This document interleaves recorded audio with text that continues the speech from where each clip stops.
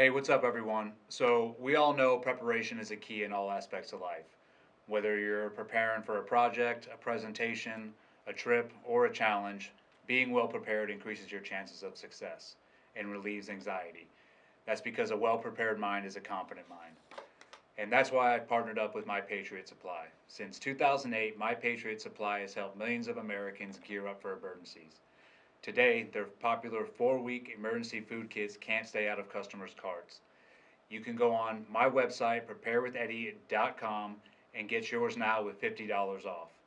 These emergency food kits come with over 2,000 calories per day and last up to 25 years. That's preparewitheddy.com. Get $50 off each, plus free shipping. Once again, that is preparewitheddy.com. Thank you, and God bless. Welcome back to Shoot Me Straight with Eddie and Dave. Today we got a awesome guest. I've been we wanting to get him on for a bit. Jimmy Watson.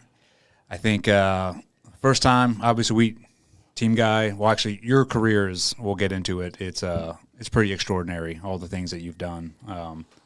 But we didn't know each other in the teams. First time I saw you was the viral video with Sean Strickland, when you responded to him calling out, I guess, team guys. I guess I don't know what his angle was, but either way, you responded, and I think that video went pretty viral. Everyone saw you, and then from there, I heard you on Andy Stump's podcast. Heard your story, and I thought it was pretty remarkable. I think it's the ultimate story of like redemption and just a big inspiration it could be a big inspiration to others if they take away what you've been through and how you've gone forward and overcome the massive amounts of adversity that were thrown at you. So I'm honored that you came down here, or flew up here actually from Miami to be on this podcast. We got to hang out a little bit last night. Got a little workout in this morning, which is awesome. And then yeah, man, it's been great so far. Yeah, we crushed it this morning, did a workout, learned that Eddie does a cold plunge like every day. I love that, man, because, SEALs hate the water. We hate the cold water, but, man, to get back in there and do that is pretty cool. So I got to start doing the cold plunge. Yeah, it's nostalgic, man. When I got it over a year and a half ago, and yeah, first time I did it, it was like, it's the last thing you want to do in the morning is get cold. Yeah. But when I got in there, I was like, I remember how this feels. Yeah. And then your day is pretty much downhill from there. Yeah. It's like, it can't. Remember in Buds, like getting wet and sandy first thing in the morning, right when you wake up. It's like, well, I liked it because I was like, the day can't get any worse. Can't get any worse. You stay wet the whole time. Yeah. Yeah. So that's kind of like the mentality I take with doing that every morning. I'm like, I do that. It wakes me up, gets me going, and then it's just good for the mind, body, and soul. That's good, man. Sure. It's like I'm like a cat with the water, still, but I'm trying to get over the PTSD of the cold water, But the cold plunge thing, man, I've seen it a lot, and I want to start doing it. I think it's like great for the injuries. I think that's why guys don't they stay away from injuries more often in Buds, is because they're always in the cold water, I was thinking about that. Inflammation and stuff, right? Yeah. And honestly, you could, as a Bud student, because you're always looking to trick your brain and Buds, like, okay, to go to your happy place or whatever. That's one place you could go to when they're putting you in the cold water. Is like, sweet, they're healing me for the next beatdown that's about to come. Exactly. Yeah. So yeah, I've been doing that for a year and a half. It's been awesome. Oh. Yeah. So Jimmy, with you, you have a remarkable story. I don't know if we're going to be able to cover everything on this podcast. I think that would be 6 to 8 hours. Let's do it. Let's do it. All right, Dave's buckling in. It's a lot to unpack. That's part of the problem with my story is like is closing the gaps with perception and stuff, and there's a lot to it. There's a lot of things that happened, a lot of mistakes that I made. A lot of victories, but that's part of life, the trials and tribulations. Mm-hmm. And then the most important part of my story, which is everyone's story, which they they strive for, which I believe everyone really wants, is a story of redemption. Yes. And it's like, that's why we go to the movies and watch the kid that, the great comeback story, and my story, my personal story, is the greatest comeback story for me personally in my life, because I was actually redeemed out of the trials and tribulations, and the mistakes that I was redeemed out of were a lot of times my own doing. And that's part of the beauty of that redemption story, is making mistakes, learning from those mistakes, falling down again, getting back up again, the man in the arena, like your book, and then having a divine calling on your life, and knowing that you have that divine calling, and then having that redemption from it. Yeah. I mean, I call it becoming more self-aware of Yep. okay, figuring who you are. And it takes some of us, it takes a long time to figure that out. But once you can figure out who you are internally and like why you make the decisions that you make, and you're able to sort of start fixing some of that, and be like, okay, I need to change some of the way I'm navigating through life to continue to grow.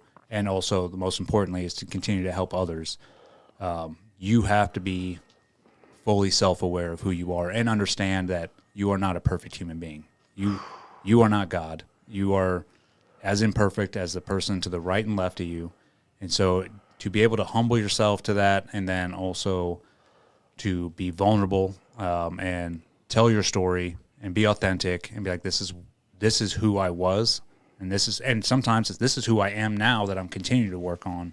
Yeah. And being able to pass that on to others. And people get a lot more out of that from just being authentic and transparent than putting on a front of, oh no, I'm the man, I'm good. Yeah. Like everything I do is right. Everything I think people they either see through it right away, or it's only a matter of time before they start seeing through it. Yeah, exactly. One of my favorite phrases is, God won't use who you're pretending to be. Yeah. And it's just pretending to be something else. Yeah, and I really believe in, and it's difficult to do. It's kind of like an art to be vulnerable, to expose yourself in a lot of ways, because you open yourself up to a lot of crossfire and stuff. But that's what life's all about, and I've learned to lean into that more than being the fake me, like I have been in the past too. And so just coming on a podcast, because like you said, you can instantly tell when somebody's being fake. And they may sound great, they may articulate their story really well, but something's just off about them. And then you later find out, sometimes maybe years later, you're like, oh my gosh, I knew that. I couldn't pinpoint it, but I knew that. And and I'm susceptible to that. I think every man is. If we continue to live behind the mask, I call it, and live a fake life. And I was guilty of that for many years. And so I strive hard every day to present myself in the most authentic way. And so I'm ready to get it with you, Eddie, and my brother over here, and really like it with the sole purpose of helping, whether that be one person out there or tons of people. That's the lighthouse mission, man, that I'm on. Is to help people, help the lost ships in the night. Because I was so lost for so many years. I was in the worst dark places in my life. I wasn't starving in Africa, man, but I was over here and thinking about offing myself, man. And if I didn't have messages come along, like maybe like this podcast will do for somebody right now, during my life, or turning on the TV. I always talk about how a cartoon Nemo saved my life. Keep swimming, keep moving forward. A cartoon, if I didn't have these little bitty breadcrumbs along my life that I know that God sent along, like I believe that He's using me and you guys right now to send those breadcrumbs along to other people out there that are lost, feeling hopeless in similar situations, and don't know a way out. And this gives them that boost of energy that can literally change the projection of their life. Oh, for sure. Yeah. Yeah. Yeah. Well, let's dive into it. And, All right, let's go. let's get the listeners. Okay. Yeah, we're sitting here talking about all this stuff. They're probably like, okay, chomping at the bit. Like, Yeah. who is Jimmy Watson? So, let's start off like brief overview of your childhood, where you were born. Yeah. So I was raised in between a dairy and a feedlot, and so you can imagine it stank. It was really it was like smelled like shit all the time. Is it Texas? Texas, West Texas, in Millshoe, Texas, but it was like Really? Yeah, I'm from Midland. Midland, Texas, Yeah. man, that's crazy. Really, Odessa, then Midland, but yeah. Yeah, I went to MEPS twice in my life, which obviously sucks for anybody to repeat. But MEPS out of to get in the military, Amarillo, and MEPS out of El Paso Okay. in Texas. But yeah, I was raised up. I had a beautiful childhood. Raised by loving parents out on this farm, this ranch. It was pretty much going bankrupt, an old West Texas dusty farm in between that feedlot and dairy. But I just had a really amazing childhood. As long as I wasn't in school, I loved being outside and playing Army and platoon and all that stuff, digging holes, fighting holes. But I knew, man, that I wanted to serve some kind of greater purpose, man. And I actually fantasized about going to war and stuff, as crazy as that sounds. Did you growing up watch? I mean, obviously we grew up in the same era, so like a lot of the movies that came out back then, like Platoon, which was I watched that probably more times than I can count, and then also Commando, Predator, like all the movies back then sort of glorified like being a warrior, going to war, which. I mean, I think I'll say that had an influence on me as well. Like, Yep. you're like, oh, dude, like Arnold, Stallone, I mean, Van Damme, like all those action heroes, you're like, they were jacked, they were badass, It's like as a young boy, you're like, that is what I want to be. Like, that's a man, right? And even though growing up, obviously, you find out that's not exactly everything a man is, but as a young boy, that is like, okay, that's what I want to idle myself off of. And plus the fact that, I mean, I think a lot of boys are driven to want to face adversity of some kind. Like, I want to be the Which hero. is healthy. Yeah, it is. honest. No, they should. But I think for our generation, a lot of us have that same mentality. Like you said, like, I just wanted to like go to war. And for me, I had the same drive, even though I had no idea what war was. It was just from what I saw on TV or in the movies. And my dad was in the Army, so I hear stories from that. But still having no concept of what actually a warrior is or what war is. But that was still, the drive was still there. I mean, just like you said, like I wanted it. Yeah, I wanted it bad, and I felt like I belonged to something, even part of a team, and I wasn't even part of it yet. But I maybe it was because of the movies and the books that I read, Dear Mom, The Sniper, Recondo, all these different books I was reading all the time obsessively. Didn't care about school whatsoever, but anything that interested me, the History Channel, I would watch all my grandpa's War II, Korea, and I thought it was fascinating. And you look at little kids, and they're picking up sticks, playing with the stick like a spear or bazooka or rifle. It's like, where do they get that? It's instinctual, right? And then you try to, they're building a fort, and then you try to put them inside indoors, and obviously they play Call of Duty for hours on end. You try to take them away from that. It's hard to separate a kid from that, and nobody was separating me from my dream to become a SEAL or something, like that. Green Beret, perhaps, something like that. Yeah. Yeah. So obviously you wanted to be in the military from a very young age. Yeah. At what age did you end up joining? I joined the Marines at 17 years old, and I was the youngest guy in my boot camp, and it was a great experience. What made you want to go to the Marine Corps? Straight up, man, I couldn't pass the SEAL test. Like I was a realist, I did the PST, the physical standards test for the SEAL standard test, And I did it, and I remember just like failing the PT test. I like wasn't a good runner, and I had been training a lot, you know. And I remember my dad tying me out there, and he was like, "You got this." And I was like, "No, I don't." I threw this big temper tantrum out there on the track, and I was so pissed off, you know. I was like 16 years old, and I just knew that there was no way I was gonna make it in the SEALs. There was no way with the run times and being just not having the structure or The maturity, physicality, yeah. maturity. And I just bombed the ASVAB, the practice ASVAB. I felt so lost with it, but I knew in my heart that I would do it. And part of that story, man, is just to never give up on your dream. I don't care if 1,000 people around you, man, say, you know, no, that's not going to happen. If you know, you know. And I knew, and I was angry. I was super angry in my heart because I was like, dang, man, I was like, I know what I want to do, but why, like, how come the other kids pick it up better or easier or more athletic? I mean, you got like star football players, and I just couldn't understand that. But I had that lion's heart, and I just kept going, and really taking a chunk out of that big old tree, you know, every day for years on end, you know. So, okay, so you went to the Marine Corps. Went to the Marines. Yeah. What unit were you with? I was with 3-1 and 1-1. Okay, what year was this? That was 99. Okay, so we came in the same. We came in the same time, Eddie. Same time frame. Yeah. Yeah, I remember you saying that yesterday.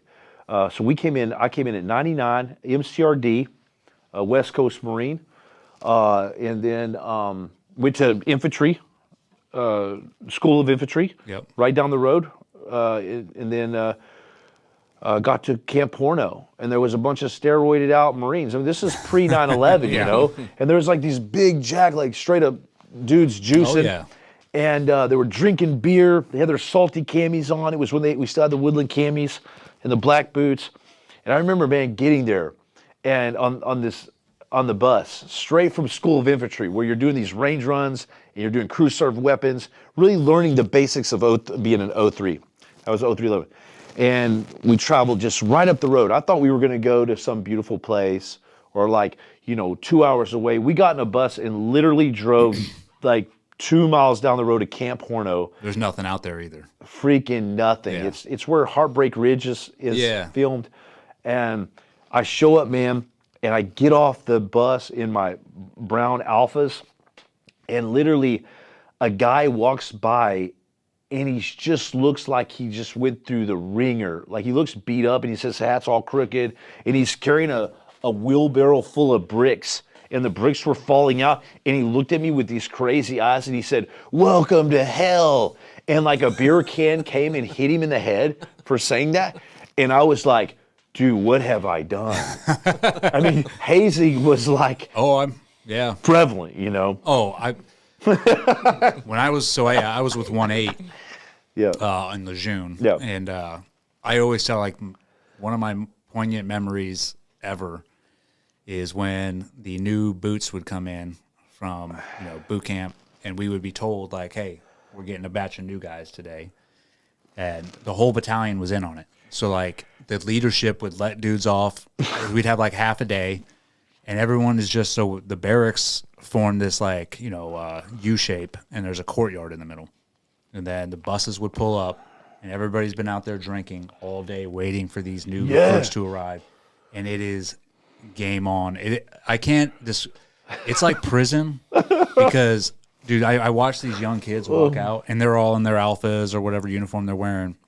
And some of them have their parents with them. The parents came to, like, and, dude, there are people throwing beers being like, I'm going to rape your fucking mom. Yeah, You're dude. dead. You're dead. Like, it's like hundreds of people screaming at them. These poor kids are just sitting there with their parents. Like, what? And I can only imagine, same thought, like, what have I done? Where am I? What have I done? Yeah. You're cleaning a toilet with a half a grapefruit, and then you got to eat it. It's like, what could be productive out of this? What can happen good out of this? So yeah, they would black out the windows, and I was in a squad bay. I was in an old like World War II squad bay. That's where I lived. It wasn't even in barracks room. They were kind of off site in Horno, Camp Horno, which, by the way, I think is Spanish for oven. And we had like literally huge rats, and they're like dogs, you know, and we would serve Firewatch every night, like for 2 years, like still serving Firewatch, you know. I thought it was over in boot camp. And we had this big, muscled up, huge guy. His name was Staff Sergeant Cheney, was in force. I think he was in Force Recon. And you know, they had set this little special platoon up, you know. They called us the Dirty Dozen. And we were following Force Recon around, doing VBSS, gas oil platform takedowns. And so it was a pretty amazing experience for me because I got to see SEALs working. I got to see SEAL Team 3 and do gas oil platform takedowns with them. Of course, they would dive in and with all the Gucci gear on, and we had M16A1s, you know, coming in from the top. But it was super interesting, and it was a taste of what I wanted to do. But man, I wanted to go to war, but there wasn't a war going on. Well, not right then. Not yet. Maybe wait a year and a half. Yeah, not yet. So where were you when 9/11 kicked off? When 9/11 happened, I had just gone on my second deployment, and 9/11 kicked off, and we were literally the first Marines. I was with 1-1, 1st Marine, 1st Division, and we were on the USS Peleliu, and we happened to be just finished with our training in Australia. And so we had just pulled into Australia, trained with some guys there, and then they let us off on Liberty, and we had to be back Cinderella Libo on the USS Peleliu at midnight. You know, they had this crazy rule where they would tell the Marines to come, you know. Oh, I remember. You know what I'm saying? I've done two ship deployments. Yeah, and you get in fights and stuff on there because you're drunk now, and they made you cram a bunch of beers. It's a terrible thing. But but I'm at the bar. You know what I'm saying? Yeah. But I'm at the bar, and I see this plane crash into a building. I think it's like a bad Chinese movie. You know what I'm saying? Like Godzilla's going to come up next and like crawl on the building or whatever. And so we're drinking beers, me and my buddies, and I just see the shore police from our ship just running up and down the ship, grabbing guys, and saying, "Get back to the ship." And of course, Marines are fighting these guys like a movie because nobody wants to come back on the ship. And it's like, no, I'm not falling for this trick. Yeah. You know, 2 hours early. You know, they don't. You know, that's Cinderella Libo. And so they wrangled us all in. We got on the ship, and I mean, we headed off to war, man. We got a warning order from a frogman. I don't know where he came out, like he was hiding in the basement or something. Like this guy with this huge handlebar mustache came out of nowhere, big old bullfrog, SEAL. Yeah. And he gave us our rules of engagement. And the rules, guys, there were no rules of engagement right after 9/11. No. Because the sheep are they were go to there, war. but they weren't. They're there. Because and here's the way I explain it. Because I was almost similar scenario. I was on a Lejeune during 9/11, but then we ended up going on a ship to go to for the invasion. Yeah. And nobody knew anything back then. No. Like the leadership, nobody had been to war. Yep. There was no like experience to pass down to be like, hey, you know, this is what it's going to be like. This is what's going to happen. Here's the rules. It was everybody was figuring it out on the fly from the top down. And I think back then it was like the Wild West. It was like because crazy. Nobody, you didn't know, should I shoot this person? Should I not? Because everything was like deemed a threat, but it wasn't. So yeah, it was a very confusing time, but it really wasn't confusing because you're like, all right, this is what war is. Like you were figuring it out as you went. And yeah, there was, a lot of mistakes made. But it's like to nobody's fault really. It's like, I think everybody was just figuring it out. Yeah, well, you have like, if we take yourself back there to 9/11, you have the towers fall. People are enraged. There's a lot of emotion driven behind everything. Yeah, I knew a lady. I guarded a lady there in New York for a while. This millionaire lady, and she remembers the bodies hitting the ground, jumping off the building, and screams. And a lot of people heard that across the bay. People were hearing screams and all this commotion. It was terrible, and it really brought me back into how people flipped that switch. And so on our way there, I remember our rules of engagement were literally like, You're going in there, kill everything. And I mean, the guy was obviously way too rambunctious, and thank God it wasn't really like that. But the sentiment was basically like, we're going to war. We got to figure this out on the fly, but we're going to go do some damage because of what's happened to us. Yeah, retribution. Retribution. And it was pretty amazing to be part of that because, I mean, it was like I knew that everything in my life, like I knew like we'd go to war for some reason, and here I am going to war now, part of the 1st Marine Division to do that. So it was a big time to grow up too, you know. Oh yeah, yeah. And you were at what age at this time? I was probably 19 years old. 19. 19, maybe 20. 19. I was 19. A young man. Young pretty much. man. Still becoming a man. Yeah. And I look at my age back then, and you're a man, but you've got so much to learn in life. So how was that deployment when you guys? I mean, did you guys end up going into Iraq? Oh, we went into Afghanistan. Afghanistan. I'm sorry. Yeah, south of Kandahar, secured Camp Rhino. I don't know if you remember that. Yeah. An airfield there. But there wasn't a lot of action, and I was super disappointed. But there was a lot of suffering, just like the Marines, you know. We didn't really have, you know, I felt like we were going to be part of the Frozen Chosen, man, because we went in there in the wintertime. The sun's just coming up like this, cresting the mountains like this and going down, like 4 or 5 hour days. And so when we get there, man, we're super cold. They didn't tell us to bring, like, I mean, we literally didn't even have, like, warmies. The proper gear. Yeah, there was like a guy with an Air Force parka that he stole, and from an Air Force person when they finally landed. We landed first and took out the place, you know, secured it, and we were passing that around every night to wear. It was freezing, guys. That's the Marines. It was the Marines, and Yep. Work with what you got. yeah, and we would do super long range patrols, and a lot of landmines and a lot of stuff like that. But it was skirmishes here and there. But it wasn't as crazy as I thought it would be, you know. Yeah. It didn't like match your expectations. Yeah. So how long were you guys there for? 7 months. 7 months. Yeah, 7 months. And then you come back from that deployment. Come back, and man, I wanted to get out because it was really disappointing. Did you want to get out because it didn't match your expectations? Yep. And did you think like it didn't match your expectations because of the unit you were with? Like, because I was with the Marines, we're not going to do anything, or like... Yeah, what? at the time, Eddie, man, you know, the living conditions were terrible in the Marines.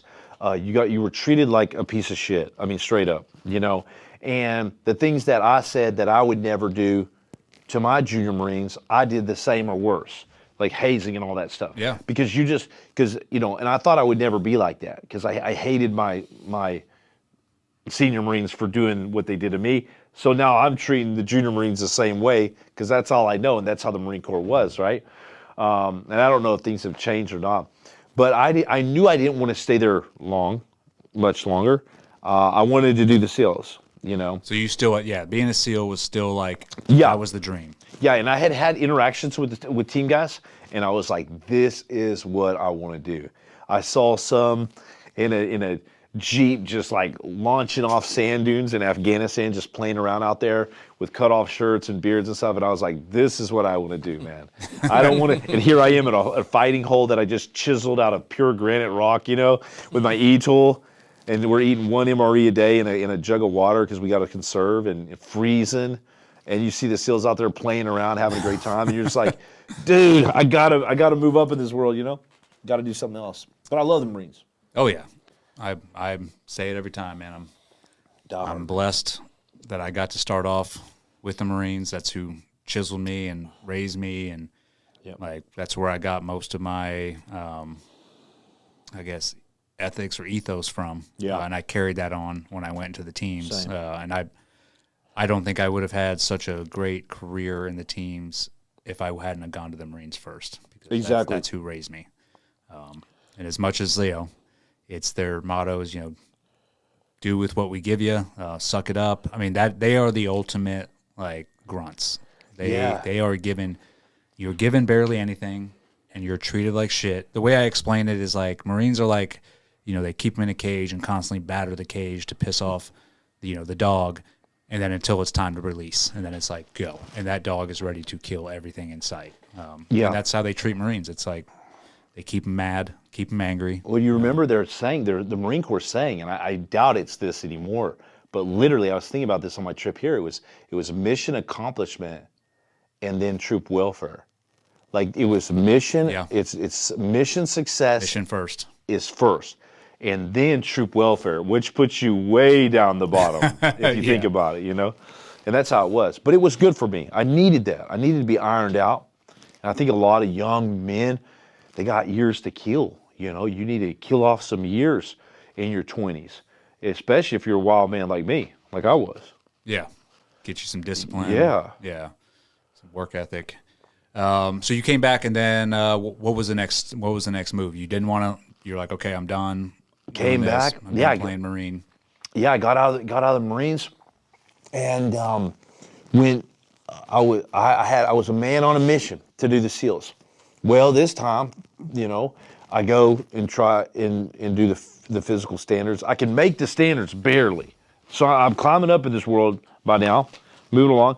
But the ASVAB, I still suck the ASVAB. I get all kinds of guys all the time saying, man, I failed the ASVAB, Jimmy, like 3 times. What'd I do? I got to quit. I'm saying, hey, man, have you failed it like 10 times like me? We'll get your ass back there and do it again. So for the listeners out there, like the ASVAB, do you know what the ASVAB is? I thought it was more of like choosing your job. So it's a test the military gives you when you join. Yeah. And it's sort of, you get a score, and it determines what MOS or what job you're going to go to. So for special operations, you don't have to have like a super high ASVAB score, but you have to have a high enough one to show that you have some intelligence. And so for some of it, I had to retake the ASVAB too. I failed the mechanical portion. Yeah, because mechanical, yeah. I just did not grow up around, mechanics, or my dad definitely wasn't a handyman, so I didn't have that skill. But if you do fail, you are given the ability, like, hey, I want to take it again to get to where I want to go. Can you take it as many times? Yeah, you said you took it 10 times? Yeah, no, I didn't take it 10 times, but I definitely took it many times. Yeah. I mean, I don't know, maybe I can't remember the exact number, but I took it multiple times, like practice ones all the time, and you definitely 10 times if you looked at the practice ones and the real ones. But man, you could only take the real ones so many times, and then you have to take a break, I believe it was, because I remember I took it for the last time, and I made a 48, brother. And you had to make a 50, which is not like a regular standard test, like 50 is easy, It's like 50, like on the mechanical and all that. They factor in all these numbers. And you had to make a 50 on the ASVAB, and I made a 40. I made a 48, and there's 1 point is waiverable. So this elderly lady is scoring my test. That's how old school this is. And she's marking my test red. And my heart's just sinking because this is my whole life. Like I got to do the SEALs, and she's marking it, and she scores a 48, and she's like, "Oh, you can get 1 point." I said, "I need a 50." I said, "Please give me a 50." I begged her. I pretty much would have done anything, and she just said no.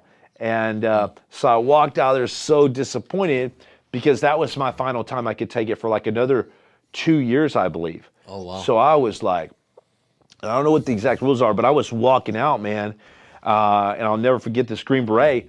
He literally grabbed me and he was like, "Hey, brother," he's like, "Don't be so down on yourself." And I was like, "What?" I was pissed, man. He was in his, uniform and beret, medals, silver wings on his chest, all that stuff.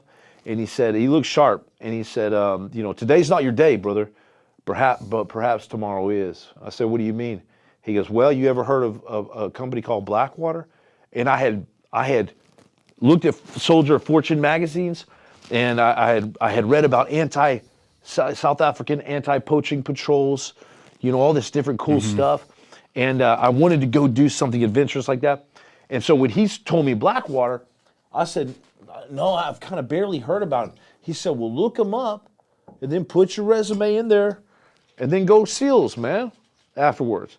And I said, "Brother, all I needed was that spark, just like we talked about earlier. Those breadcrumbs. That I needed a breadcrumb, and that was my breadcrumb." So what was the procedure to obviously get into Blackwater at that time? Because this is back in 2002 or 2004. 2004. It was right when the guys were hung and burned on the Fallujah Bridge. Remember that? Scott Helvenston. Scott Helvenston, yeah. Yeah. And it was that happened right when I was going through the selection for Blackwater, the vetting course. Okay. The process, man, was got on my computer with my two monkey fingers like this, and I looked Blackwater up, and they had a couple others, triple canopy, and I just sent my resume out to Blackwater, praying for a response. It just so happened, this an administrative lady said, yeah, we just started up classes in Blackwater, and we're inviting you down here. And did you need any kind of background experience, like in the military? Yeah, you definitely did. And Okay. so, like, you needed to have Marines. They love to hire the Marines and SEALs and stuff. And so I just, man, I did the best I could to make myself sound cool, you know, even though I wasn't. I put down everything I could, you know, like a bullet list. It wasn't even a professional resume. I don't know how that happened. But I sent it in, and they invite me to the class. And I classed up with like maybe 30 or 40 guys in Moyock, North Carolina, Yep. of all backgrounds. SEALs, couple Rangers, Marines, no police officers or anything like that. You had to have a pretty serious background. But they just kind of took your word for it on the resume, but then they tested you out on the real range, you know, and that was the true test. Because even the instructors came in the first day, and they were all part of the Karzai detail. They were the original dudes in Blackwater. They had just got back from a deployment in Kabul, Afghanistan, and in Bremer detail, and they said, listen, guys, you know, you may have put down you're a badass on that resume, and I'm over here going, oh man, here it goes. And I'm like, oh, phew. And they're like, but we're about to find out. We're about to find out if you're a real badass or not. If all that stuff you put on your resume is true. And man, they had this guy, they called him the Angel of Death. And he came in, and after a long day, I mean, they had 2 instructors per student. So they had 2 guys in like for one student. for one Yeah. student. Now they may have like several students, but they had 2 guys, and they had your face on a clipboard, and they were writing stuff about you all day, just evaluating you, so strict, you know, looking at you all smirk, laughing, saying stuff, and you're like, dude, I am not going to make it through this. It's like, I think it was only 2 weeks, man, but it was it was one of the longest 2 weeks of my life, man, because every single day was butt crack early, get in this van, go down there, and then test it in all kinds of stuff. Like literally go to the range, no warm-up, qual at the 200-yard iron sights with an AK-47, do a full qual on it, you know, and then pistol, you know, 240 Golf, machine gun, belt-fed, 203, and all this stuff. And at the end of the day, you could have passed everything, and then the Angel of Death would come in, and he would call off a bunch of names on that paper, and if your name was on there, you just stepped out of class, got in the van, and left. And so every day our class got smaller and smaller and smaller and smaller, man, till there was like maybe 12 of us in that class. And this was one of the first classes in Blackwater. And we did anti-terrorism driving, did the 203 range, and they were all pretty tough, man, qualification test. Yeah. They had you on your freaking, you know, they had you on the edge of your seat all the time. Yeah, you had to be on your A game every day. You had to be on your A game. It's just 2 weeks, but that's a long 2 weeks. Is Blackwater, was it a private, like, security thing? Yeah, it was a private security company. Gotcha. And people get mercenary and contractor messed up. You know, mercenary, which I did that later on in life, you know, that's kind of a bigger boy game, and that's an offensive posture either for another government or the highest payer, right? And it's usually doing something more offensive, direct action stuff. The Blackwater, you know, was like contractors, like for the Department of State in a very defensive posture, which often turned into an all-out freaking war, which we later found out. Yeah. You know, in Baghdad. So you make it through Blackwater, right? Yep. You're one of the last men standing. Yeah. And then what's it like after that? I mean, are they bring you in like, hey, you're part of the group now?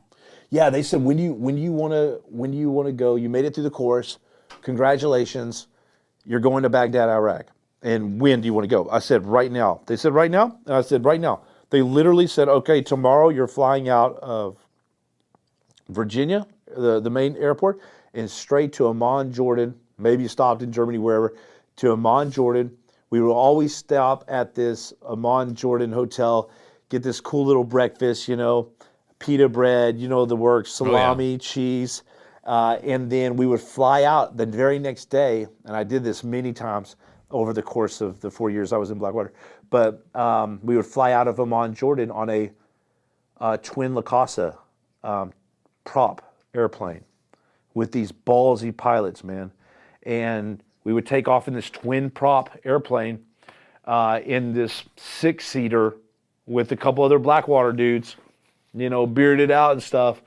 And I literally flew in with a guy with cut right here, on his neck, tattoo, a dotted line around his neck. And we flew straight in, right across the desert, a couple hundred feet off the ground, maybe 1,000 feet, I don't know, super close, and just screaming in. And then we would get right to Baghdad and climb as high as you can climb. And this is my first experience in Baghdad, Iraq, man, and I didn't know what to expect. And all I could see was like these plumes of smoke. It literally looked like hell down there. We had burning tires. V-bids, more, whatever was going on that day in Iraq. And we would climb super high over Baghdad with all this smoke and fire up there, overlooking the city. And then they would just fall out of the sky like this. And I guess it was some kind of preventive measures for, surface to air missiles. And they would just fall out of the sky like this, and then come right down to the airfield like this, and just like turn on the wing like this, and just land. Yeah, it's a combat landing. Real hard landing. Guys like throw up in the airplane. Yeah. And so we hit the deck, man. And I remember there was just like this rogue. It looked like Mad Max in the Thunderdome of these guys across from me. These guys had like leather, dark skin from being in Baghdad for so long. Blackwater dudes that came and picked us up, and they came in these Suburbans, and they weren't even armored Suburbans. They had like a metal cage in there that would slide around, and we loaded up, and the first thing that happened when I got off the airplane was like these mortars hit in the distance, like boom, boom. They were far off, but me and my buddy jumped on the ground, because you don't know what to expect. And the guys just started laughing at us, like, what are y'all doing? Get up off the ground. That ain't danger close. Come on. And I mean, they were far off, Yeah. And so we got in the car, man, I felt like an idiot. And then we just screamed down Route Irish and into the man camp. And that's where we stayed, in the man camp, and did operations out of there. How was how was the first rotation with Blackwater? I mean, was it it was exciting, like getting to a bunch of firefights, or was it like, okay, I'm still trying to figure this out? Yeah, so that was 2004 and 5, and so that was still at a decent time of the war. It wasn't too crazy, but it was crazy enough. And my first mission, man, they threw me in the trunk as a trunk monkey, they called it, as a new guy. They just said, lay down, shut up, don't say anything, observe, and here we screamed off. And I had this saw, with a nut sack, a sawed-off saw, and 5.56, and I just laid back there, and I remember going through the gate, and my first experience going out the gate for the first time in the red zone, the front window of the driver's side just spiderweb, boom, like that. And this truck was armored, and the guy just kept smoking a cigarette. He was driving like this, was smoking a cigarette. And I was like, oh my gosh, like right when we went out the gate, sniper round, center mass in the window. And I thought, man, this is no joke. And he acted like nothing. He never said anything about it. He said, oh, that was kind of cool. That was kind of smoking a cigarette. And I'm back there like this, like a dead man in a coffin, And so that was my first experience, man. And then I started working. I really wanted to master my trade. And so I just volunteered for everything. And they started sending us in the little birds, the little blackbirds, just me and another guy. And I look back at this as like, just, you know how you look back at some stuff you've done in your life and you're just like, dude, how am I alive? And like, that was really stupid of me to volunteer for that. Like, what was I thinking? And they would get us to volunteer. They always ask for 2 volunteers. And that's when you don't raise your hand, you know, if you're listening out there. But I was always raising my hand. And they would say, okay, you and so, you're taking the little birds tomorrow, the little blackbirds, and you're going to be going to one of the ministries, the Ministry of Oil or Interior, or one of the big skyscrapers in Baghdad. And we would just load up with a big bag of grenades, a bunch of ammo, a bottle or 2 of water. Me and another guy, we would meet the ass monkeys. They call them the ass monkeys out on the tarmac there, right there outside the man camp. They'd have the little birds spun up. These guys were freaking good. And we would get on that bird. They'd be like, how much you weigh? And I always weighed like 230, 220, 230. And they're like, okay, you're heavy, but whatever, get in, And I would get on the skid. No D-ring, nothing, I don't know how that works. And somehow you stay in that little thing. And they would fly under one bridge, over the next, under one bridge, and go all around like little mosquitoes in Baghdad. And I mean, there was very few times that they came back and were not shot up. I mean, they were bullet magnets in Iraq. They just loved shooting at those little birds. And so they would come up and fly up and land one skid on the top of the skyscraper, barely, and then say go, and we would jump off that thing onto the top and then go down from the top, sometimes land in the courtyard with nothing left even on the rotors. And we would go in and go inside the building, set up an advance, like recon it out, set up an advance, say all secure, stay there all day until a principal came with the whole team, and then be flown out after the team left. And they were doing that for a while. And if you think about how crazy that is to leave 2 guys in a building in Baghdad, Iraq, at the height of by themselves. And so that was pretty crazy. So did a lot of those, and then they stopped doing those because they had guys from another contracting agency get kidnapped, and their heads were floating around in the river after that, And so did a lot of stuff on my first deployment, and then literally did like a month out. Went to Vegas, thought I was rich, from all my cheese that I made. Yeah, you make some good loot doing that, right? I mean, it's especially coming from the military. You think like I'm getting paid, for doing what I want. But the downside, like how much? Like 500 a day. In Blackwater, it was about 500 a day. But it jumped up to 1,000 a day. It was 1,000 a day on certain days. Yeah. Mm-hmm. And so, you're deployed for 6 months, making 500, 1,000 a day, or however long, maybe 3 to 4 months. I was doing like 9 months straight. Okay. Yeah, and that was a long time though, bro. But when you do 9 months straight at a 500 to 1,000 a day, some days were 3,000. I mean, some days were big money, and then you get a 20% bonus on top of that. I mean, you're a rich kid. I mean, back in 2004 or 5. And so we'd go to Vegas, and I would spend the entire 9 months in Baghdad, okay? Not planning on how to invest in properties and make a business. I would literally plan for 9 months what I was going to do in Vegas for 30 days. And then I would come right back to Baghdad, Iraq, and just wash and repeat. Do an entire deployment again and again, just like that. Did you spend all the money in that 30 days after? I would spend a lot of money. But I always had like $100,000 in my bank, even after going crazy. And so, started working my way through all the positions, was on multiple teams, was invited to go to Kabul, Afghanistan, and set up Anvil 1 and 2, 2 new teams there, near Lashkar, where Alexander the Great wintered his army, near Helmand Province, all those areas. And set up 2 teams there for the Drug Chargé minister and ambassador in Kabul there.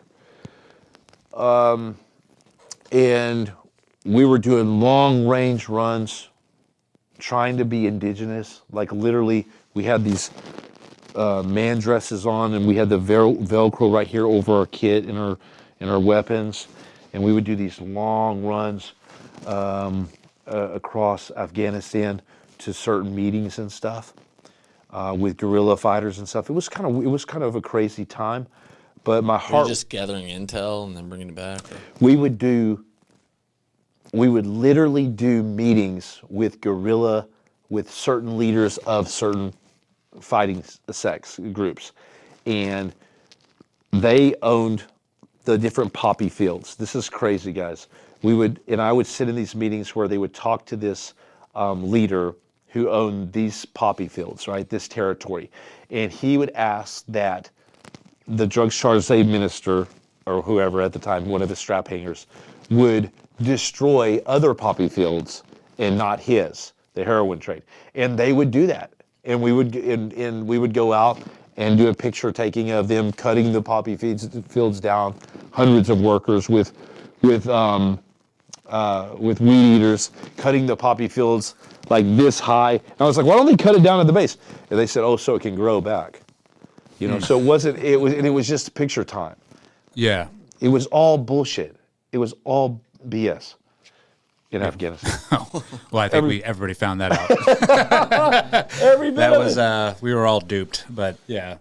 I mean, I know they were doing that because I'm probably speaking way over my skis here, but like I know they were doing that, destroying the poppy fields because that was the Taliban's one of their main ways to make money. Yeah. Right. And I mean, when one of my deployments to Afghanistan, that was our job, was to go out and burn all of it and just destroy it so they could not make any more money. But the problem is it's the civilians there. That's who makes the money off. Like the people that are just trying to make a living.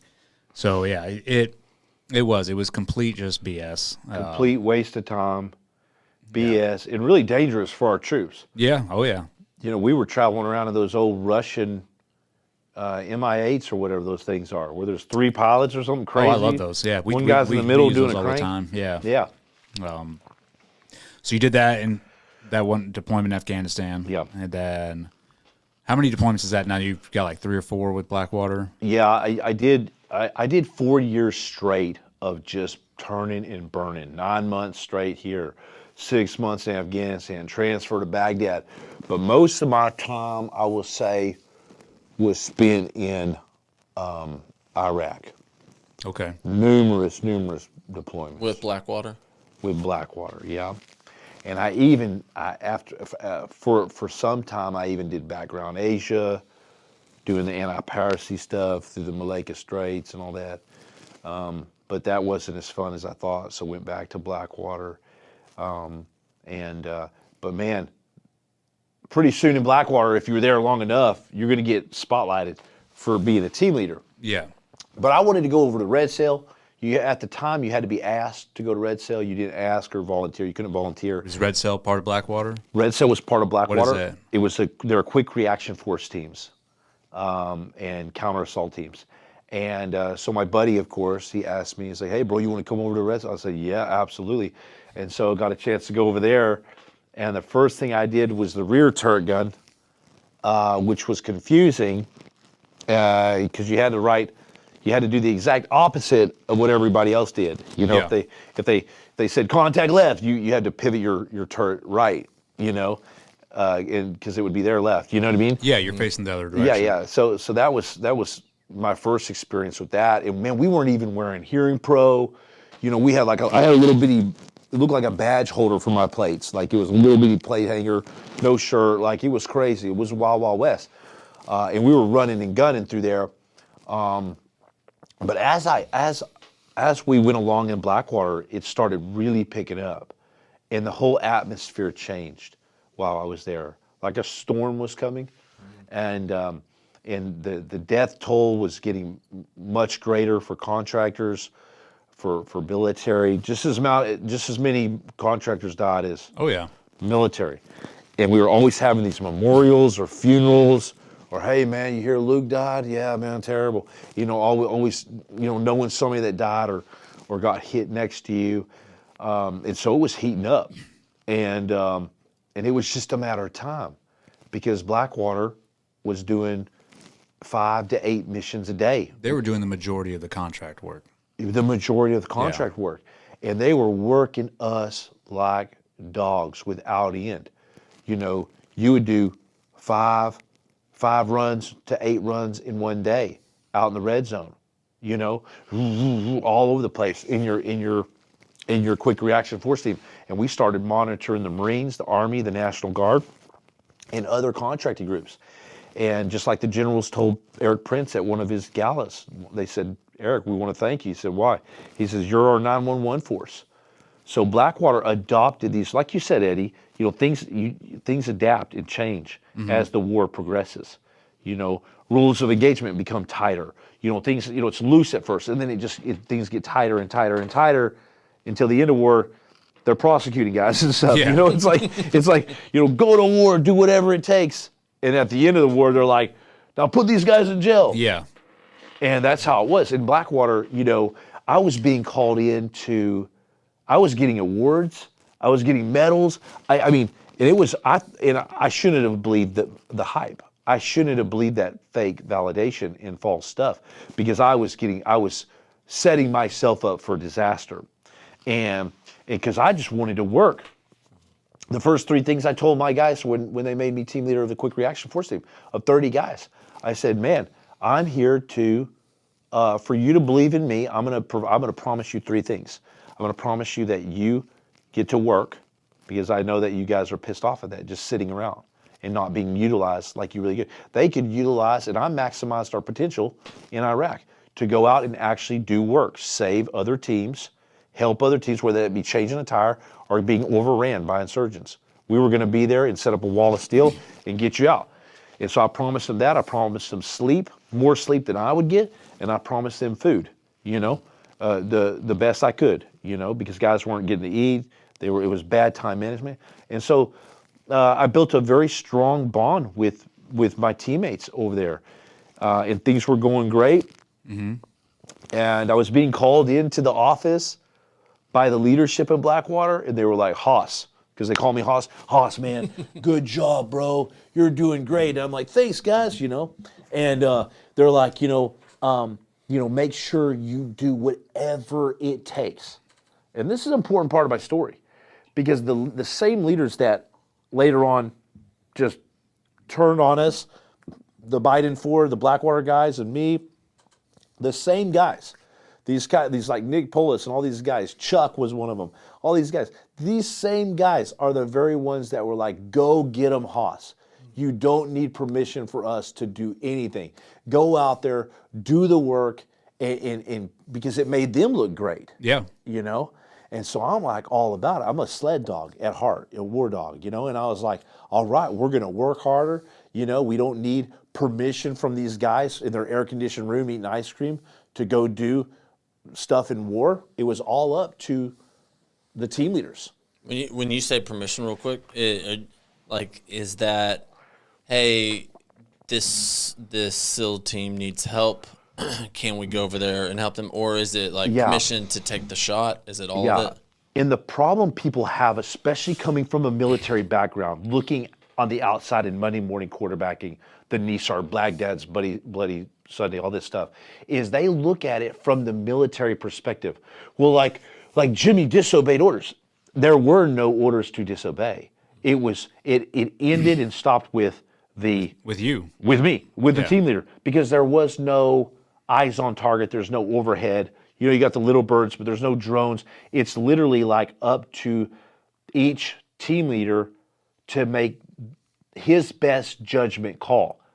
And they don't put psychos in these positions, okay? Because otherwise, you just have a ragtag group of guys, right? And is that not the best? Like in my thinking, it's like better to make the calls than the team leader.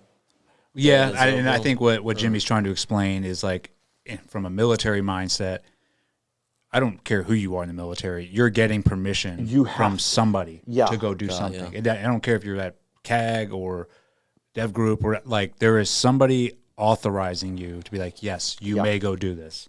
Yeah. And so before you do anything, like, and I think, you know, when we deploy, we're not just, all right, the source told us this, let's go hit it. Yeah. Right? You are like, okay, the source told us this, boom.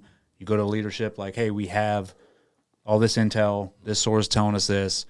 This is our plan. Like, you have to have a whole plan set up before you even present it to the leadership. Like, here's what we want to do. Here's how we're going to conduct the mission. Here's the contingencies.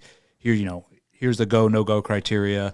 You have everything wrapped up in a bow for the leadership. Like, here it is. And then they're like, cool, go do it. Yeah. Did that make y'all more effective, though, in a sense? It made us extremely effective because we were scared to do that, you see, and it evolved into this. And when things get, when it gets down to brass tacks in this world, when a real war pops off and when really bad stuff is happening, you have to have that.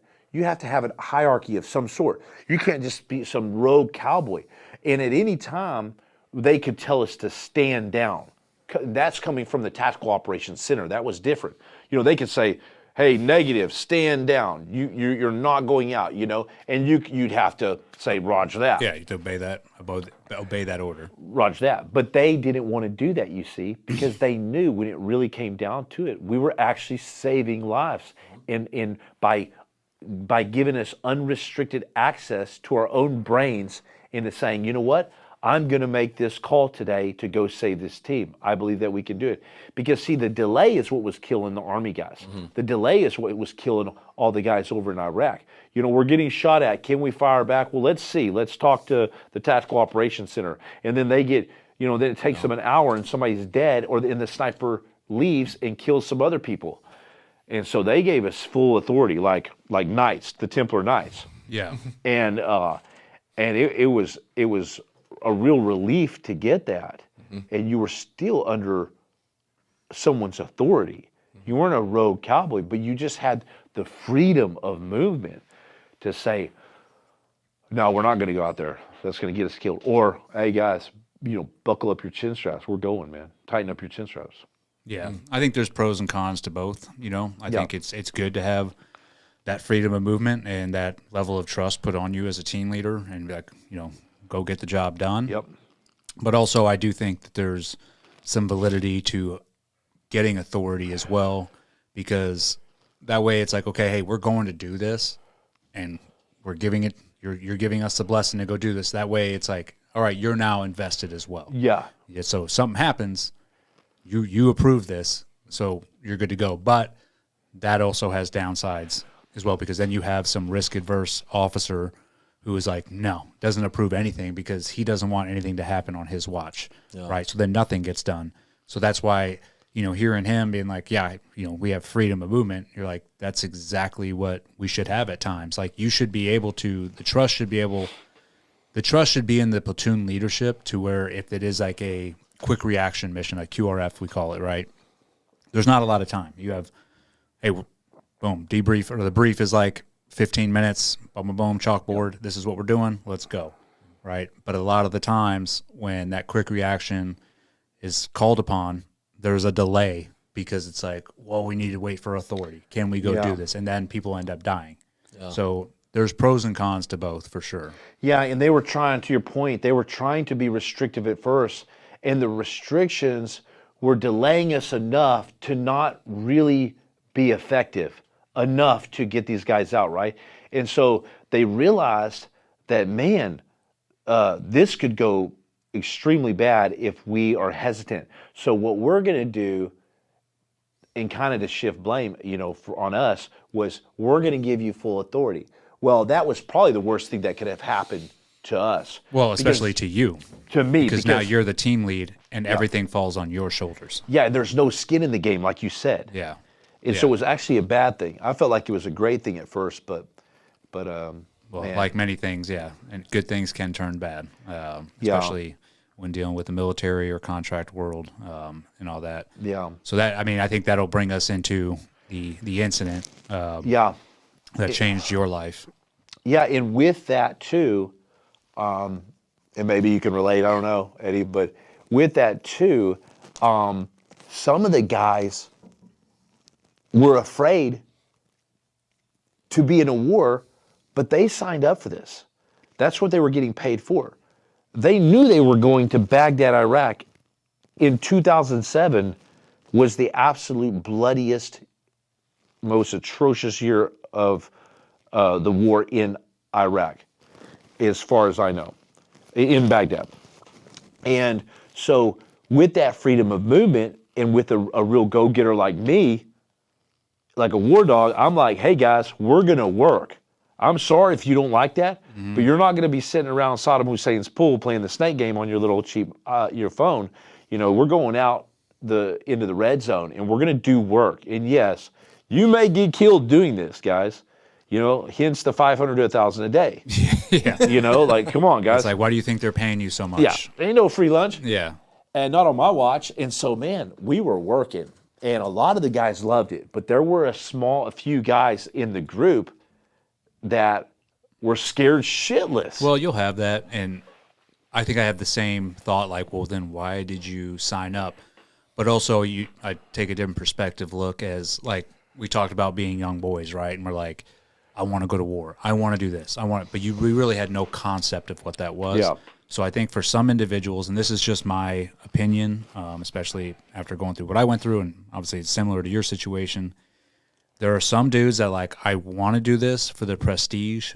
I want to be whatever, part of Blackwater. I want to be a SEAL. I want to do this. And yeah, I think I want to go to war. Or I think at the time, maybe they're like, no, I want to go to war until they get there. And then there's a, oh shit, this is not what I signed up for. Like, I saw it, I tasted it, I don't want any part of this. Yeah. And the problem is, there's guys that happens to, and I don't fault them for it either. It's not for everybody, dude. You have to be a little bit off your rocker to want to go to war. I mean, that's just the reality of it. Man. It's true. There's some of us have, some screws loose that we are obsessed with it. We want that action. We want that, that rush. But we also, at the same time, we also know that we're doing a righteous thing. We think what we're doing is purposeful, and that's why we want to keep going. I think for some dudes, they find out, they're like, this isn't for me, and they get out afterwards. And I'm like, great, you tried it. No judgment, man. The worst ones, though, are the ones, and I'm similar, I can tell by getting into the story, are the ones that don't want to go out, and then they're forced to go out because guess what? That's part of your job. Instead of owning up to it, being like, I am not cut out for this, I'm going to go ahead and point the finger at the leader and be like, he's the one who made me do this. He's too aggressive. He made me go out into combat. Everything that happened to me is his fault, when in reality, it's your own fault. You signed up for this job. No one, it's like that famous Marine Corps, no one promised you a rose garden, right? Love it's that. like, this General is, Krulak. yes, this is what the job entails. And if you're not cut out for it, then just leave. But unfortunately, some people try to play the victim role, and they're like, no, this is your fault. Woe is me. I was forced to do this, blah, blah, blah. And unfortunately, a lot of the leadership take the victim side. Oh, absolutely. The fingers point. When everything's going good, you're the hero. When everything starts to go bad and everything, you literally become the villain. The villain. You are literally the enemy, and these guys were essentially giving you attaboys and awards and amazing things. But when things go bad, people turn on a dime. Oh yeah, that's the leadership at Yeah, the leadership of Blackwater, anywhere. And I will admit, man, I was rambunctious, guys.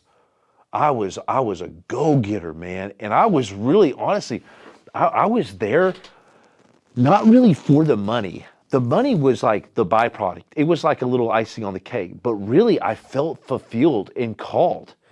Even though we went to Iraq and there wasn't any weapons of mass destruction, I still felt like I was part of this mission to go and save as many people as possible. And man, I got turned into the villain for wanting to do that. And that'll mess you up psychologically over the years, is when you wanted to do good so bad and you really, where your heart is. You only know the truth, right? In our heart, or whatever that is. And you know that you were doing the very best that you could. And you only had two options in Iraq. One was to live and one was to die. One was to go out and save. One was to remain a coward. And could I live with being a coward? No. I always lived my life not wanting to have regrets. Hence the Marines, Blackwater SEALs, and these and different things. I didn't want to live my life with regrets, and so that leads us to Baghdad's Bloody Sunday, Nisar Square. Yeah. So what? That more like, what time did that kick off at? That happened at basically high noon. Okay. It happened at noon, and it was getting so bad there. I had shrapnel in my leg from a grenade incident several days prior, where I was literally banging it out with a guy and outside the vehicle. I mean, things were really heating up. The team that I had just left, 26, the turret gunner was blown out of his turret from a V-bid. I'm sorry, from an IED in a watermelon stand in a watermelons. And then a follow-on attack, brutal follow-on attack, really hurt some guys. And you're going to the Baghdad hospital during the day, visiting your buddies. You're going on missions in the heat, and then you're coming back all night and rescuing or recovering bodies that have been hit by rocket and mortar attacks. 74 millimeter telephone pole coming and crashing in your man camp, destroying dudes, turning people into mesh, like literally just a pile of burning guts in a phone in somebody's hand, or a cigarette over there in a face. Like, that's the kind of stuff you're dealing with every day. And now at 3 a.m. in the morning, we're washing out the trucks and all the blood in them, all the brain matter mess in these trucks. And we're washing that out, pressure washing it out. And then it barely dries by 6 a.m. and we're loading the turrets up and wash and repeat. And now we got teams that are being taken out in Blackwater that are destroyed. We've got all kinds of firefights happening. We have a big standoff a couple weeks before that, about a week before that, with one of the Blackwater teams and an Iraqi team, where they're just like guns pointing at each other, looking down each other's muzzles, like a movie, like about to kill each other. And because Blackwater kills one of their bodyguards somehow. Something weird happened. And so we have a lot of pressure, and it's just getting intense. And here my legs all wrapped up. And then I remember sitting there, and I just sat down to relax. I didn't realize that my life was just going to be changed, and many others, as a result of this, for years and years to come. But I sat down with a Coke float. They had ice cream and a Coke, and I would put the Coke on the ice cream. And I sat down, and I took a big, deep breath like this, because I was just done. And I had my radio right here, and our team was on standby for anything, and I knew something was going to happen any day. And I remember just the chow hall windows just vexed, like an airplane in turbulence, just like that. And I heard this explosion go off, and I saw this black smoke not far from the chow hall. And I'm sitting in the chow like this, and I'm like, oh my gosh. And right when I saw that explosion, guys, I heard on the radio, contact, contact, contact, we've been hit. Yelled across the radio. That was the team we were monitoring. We ran out there, loaded up in the trucks, and rushed out to go help those guys. To the checkpoint. And I remember one of the leaders that I talked about earlier, who was like, go get them. You're doing great. You don't need our permission to do anything. I remember he called me at some point, and he was like, hey, stand by at the gate. Stand by. And I mean, we've already pretty much determined we're going to help this team. And I thought that was like, what do you mean stand by at the gate? Like, he's in his air-conditioned room eating ice cream, and I'm here in the seat, commanding this team. So we go and we actually paused. We stopped at the checkpoint for a moment. And I remember sitting there, and we see this black smoke coming up. And I remember my tactical commander over the radio said, Haas, what do you want to do? Like, what are we doing? Just sitting here. And I remember just sitting there looking, and I just knew that my life was going to be changed forever. I just knew it. I don't know how. I just knew that this thing, whatever was about to happen, was going to be bad. I just felt that ominous feeling, and I could see that black smoke. And he said, Haas, what do you want to do? And I said, tighten that helmet up, and we're going out to save this team. Because at the time, we thought they were blown up. They literally said, contact, contact, contact, and then you see all this fire. Yeah. And so I said, we're going out. And so we start rolling out of the gate. And by that time, we get almost out of the gate. The Tactical Operations Center says, hey, turn back around or something like that. And I said, roger that.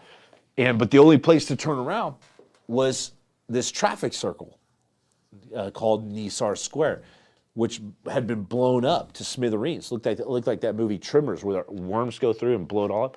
Yeah. Like crazy. Dang, that's pulling one out of the archives there. Tremors, bro. Tremors, Kevin bro. Bacon. Yeah. That's the only description I have. Tremors, that's old school, brother. And so we pull into this traffic circle, man, and I mean, just all hell breaks loose. And I remember the sun was on my face, super, super bright. And I mean, that's the memory that I have of it. It's just fire, man, and this massive firefight. Meanwhile, this team is diverted as we engage in this massive firefight. The only thing that I felt at the time was that we diverted a massive ambush that was meant for this other principal and their team. I thought, well, I'm glad to take the heat for it, because we had more up-armored trucks. And my vehicle was disabled, and radiator fluid was all over the window. And I knew that we had been shot and disabled. And so I ordered the vehicle tow out. And so this chaos is going on, this massive firefight, and all the belt-fed machine guns are going off. And I remember we got the vehicle in. It was a long haul. It took us forever to get back. And it really seemed like just any other day in Iraq. But when I got back, man, I went to my room and the CNN news was on. And, it had these reporters and all these pictures of the Nisar Square that quick. And it was like, massacre at the Nisar Square and all this. And so I knew my life was going to be over after that. So you guys were ambushed at the square, right? Yeah. And then you did what SOP is. Your standard operating procedure. Return fire, get the hell out of there. Yep. Right? And I'm sure there was a mix, as always, of insurgents and civilians all over the place. Yeah, I always tell people, I say, man, like if you get in a firefight at a super Walmart parking lot here in the city, and you're being engaged by a couple combatives, which is not that far off now, guys, to think that there's people out there with assault rifles that the Uvalde shooting, go into school and just start shooting everybody, right? You get in a situation like that, and it's densely populated with civilians. Man, people are going to get hurt. Yeah, and I think that's important for people to understand. Like, I think a lot of people have this depiction of war. It's like it's black and white, right? It's like, oh, they're a bad guy shooting at you, you shoot back at them. That's war. Well, it's different than what everybody thinks, especially when it's an insurgency. Yeah, because they hide among the civilian populace. The civilian populace a lot of the times outnumbers the insurgents, right? So they're all about, and the insurgents are just shooting, doing whatever mixed in with the civilian populace. So when you're in a situation like you guys are in, you're ambushed, your vehicle's down, you're like, I got a tow, we got to get a tow for this thing. There's gunfire going off everywhere. It's not a time for, especially in the turret gunners or people returning fire, to sit there and point shoot like, okay, which one do I think is a bad guy? Which one do I not? You are literally laying down lead to be like, let's get the hell out of here so you can get you and your boys out. And so nobody gets killed. And unfortunately, and that incident is not the only incident over the 20 years of war. It's like civilians get killed in the crossfire. It's collateral damage. And yeah, it's unfortunate. It's not something that we all don't want that to happen. But unfortunately, war is ugly, and it is not fair, and it's not black and white. You are put into situations where it's either you have to sometimes make the determination, it's my life and my buddies' lives, or theirs, right? And the civilian populace, you're like, okay, I don't want to engage them. But at the same time, if one of them gets smacked by a stray round or whatever, that's not something I can think about right now, because I am trying to get my team out of the danger zone and get them all home safely so they can go home to their wives and kids. Yeah, and anytime I hear on other podcasts or YouTubes and stuff, anytime I hear somebody saying, well, that guy, he shouldn't have done this, and it was, because he should have been more accurate, or he shot this guy in the face, or did this, and I'm like going, man, if you weren't there, bro, you need to shut your mouth, because unless you've been to war, unless you were part of that unit, you should shut your mouth. You have no right to speak about other people, because you have no idea that situation. It's basically like straight up Monday morning quarterbacking, and the fat guy's on the couch eating potato chips. Yeah, there's no shortage of that in America. No, yeah. Yeah, and he's like, I could have done that better. And he's talking about a pro running back or a quarterback, and he's talking about Tom Brady in the Super Bowl, and he's like, I could have done that better. And it's just like, shut your mouth, bro. You weren't there. You don't know. I've been guilty of judging others and critiquing them, because that's our expertise a lot of times. And so it's easy to criticize guys and say, oh, he's lying, or that didn't happen. Yeah. That's the. But it seems like it's always the guys that have never been in war that are the loudest, or never have been in those situations exactly. that are the loudest. Or they're the most critical. Because there's like, maybe they're kind of sad they didn't get to. They're insecure. Action. Insecurities. Yeah, they have insecurities about the lack of combat they did, or lack of who knows what's going on in their life, and they will take it out on you. It's like, well, I'm gonna criticize everybody else. Yeah. Was this one this one, you said you got back in CNN. It was already on CNN. Was this one just a publicized? We got back, and it was already on the TV. I'm telling you guys, and it was just like all over the news, and I'm like, oh my gosh, and I mean, did your heart just like sink? Like, yeah, oh my gosh, because I was like, dude, it's the trial by media has begun.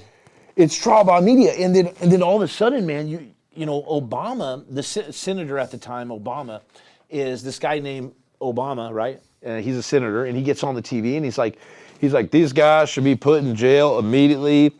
And then you got Biden on there chiming in, saying, well, I do remember Biden flying over to Iraq right after that, and talking to the Iraqi populace, and he promised them that there would be retribution, that they would imprison whoever was involved in this without even going to trial yet. So, you know what I mean? So President Biden literally flew to Iraq, just like you said, Eddie, and he promised the president at the time, Maliki, I think I said his name right. Yeah. And he promised him that no matter what, they were going to make sure these guys paid. Well, why would he promise this? Does he care so much about the Iraqi people? No. His brother was doing some kind of construction agreement. From what we know now, is some serious backhanded stuff, man. Corrupt on Biden's part, and he made this promise to destroy these blackwater guards, and so, man, all hell broke loose. And so we were sent home, pending whatever was going to happen. Everybody said it was not possible to.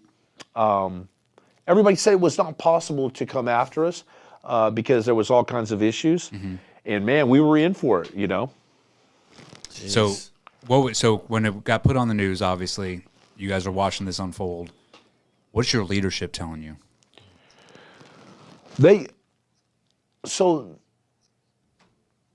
leadership basically freaked out.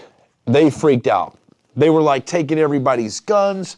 They were taking everybody's stuff, you know, telling us to write reports and all this stuff. And I'm like, guys, give my men a break here, man. They just went through hell out there, a crazy, crazy day, and you want them to stand by and do reports and stuff. And so there was a big kind of coup in the man camp. They wanted to fly me back, and a lot of the guys supported me. A major majority of the guys supported me, and I'm not just saying that for the cameras. It's just the truth. And because I remember a lot of the guys said, "Hey, if you fire Haas, we're leaving too." And so they had this massive coup, and all these guys got outside of the detail leaders, so that's the guys in charge, and said, "Hey, if you fire Haas, I'm leaving too." And so they couldn't fire me. They didn't fire me or nothing. They just said, "Hey," they told me, "Haas, tell the guys, tell the men to calm down, chill out." And so I had a lot of love for these guys and a lot of mutual respect, man. Loved most of the Blackwater guys. Were really solid dudes, man. And so it was sad to leave them. I did leave. I had to get my leg looked at anyways. Came back home, and that's when they pretty vehemently went after all the guys. And I remember the lawyer. I got a lawyer just to see what I should do. And I remember the lawyer saying, "Jimmy, nothing can be done to you guys. It's too many hurdles. This happened overseas. There's no jurisdiction." And if you remember, all lawyers back in the subject matter experts, even from Harvard, Yale, were saying there's nothing that can be done. These guys are under kind of immunity or whatever, or something like that.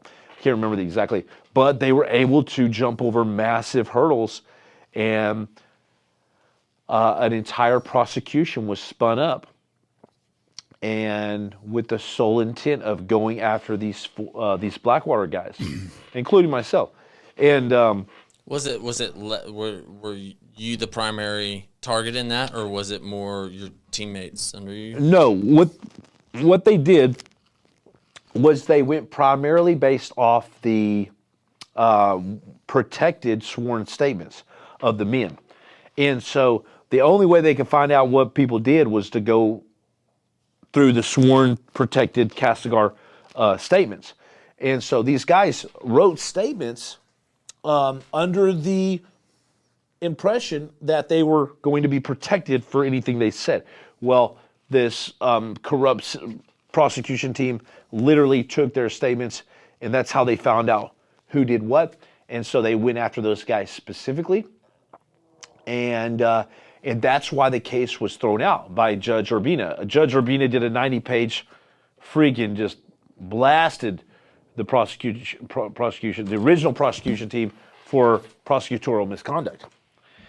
And I had a lawyer, Monica Lewinsky's lawyer, Preston Byrd, and he was paid by Blackwater Insurance, and he was like, "Jim," he's like, "Haas, just stand by until they do something to you." And basically, years went by, and that's when I decided to join the SEALs.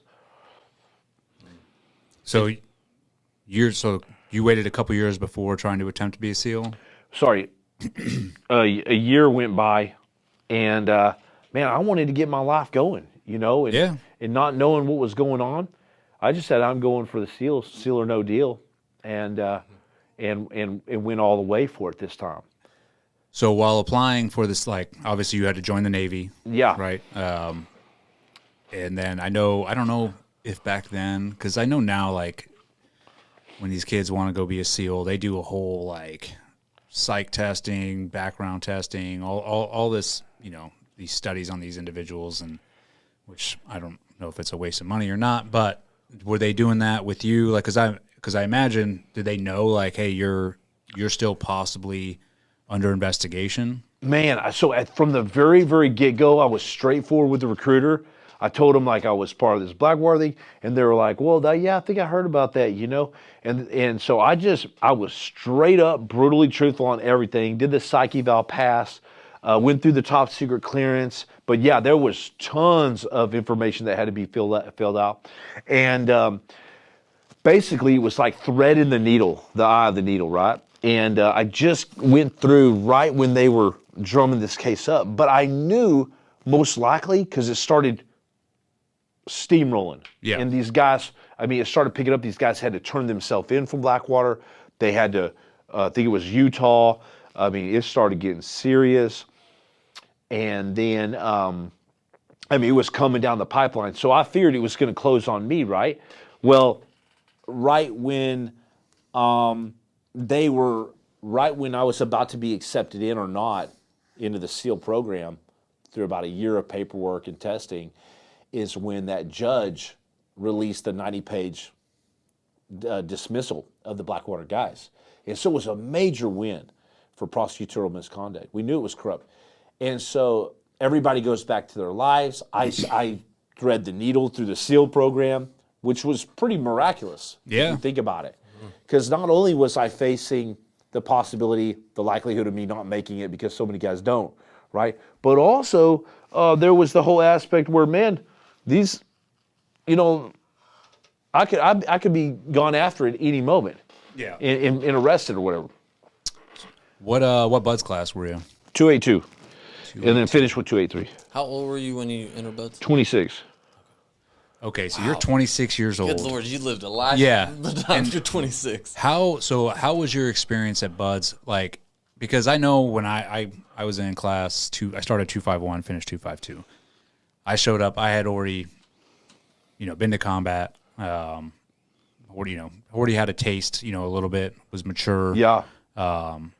And there was obviously most of the guys that show up for Buds, they're fresh out of high school or maybe they did some college. And even some of the instructors back then, it was like 2004, hadn't seen combat yet. Yeah. So it was definitely in 2004, it wasn't like out of the ordinary, but at the same time, it was like, oh, you've been already, you have a combat action ribbon, blah, blah, blah. So but I think it helped me get through Buds. Like my maturity level was already there. I sort of knew the game. I was like, I know and I knew what I was signing up for. Like I'm signing up to go to war with the SEALs. Like that's what I want to do. 100%. Yeah. How was that like? So for your experience, I mean, was Buds like easy for you? Not easy, but maturity wise, it had to be easy. You already had the discipline of being in the Marine Corps. Yeah. All that. So like none of the military stuff was really much to deal with. No, a lot of the guys looked up to me in the class. They kind of looked to me for direction, and I'm over here going, I don't know, bro, Yeah. But I tried to like provide that at least fake persona about myself of knowing what was to come, right? But I had that maturity, and also some of the Buds instructors, I think like Cheswick and these guys, Vargas, they knew me from Blackwater, and Danny Carroll, of course, he wasn't there, but we all knew the same guys in the same circle, we're good friends. And so a lot of them were like, Jimmy, man, what the heck are you doing here, bro? Like you went from Marines, Blackwater, and now you're doing this. Why are you doing this to yourself? And I said, I gotta complete the mission, bro.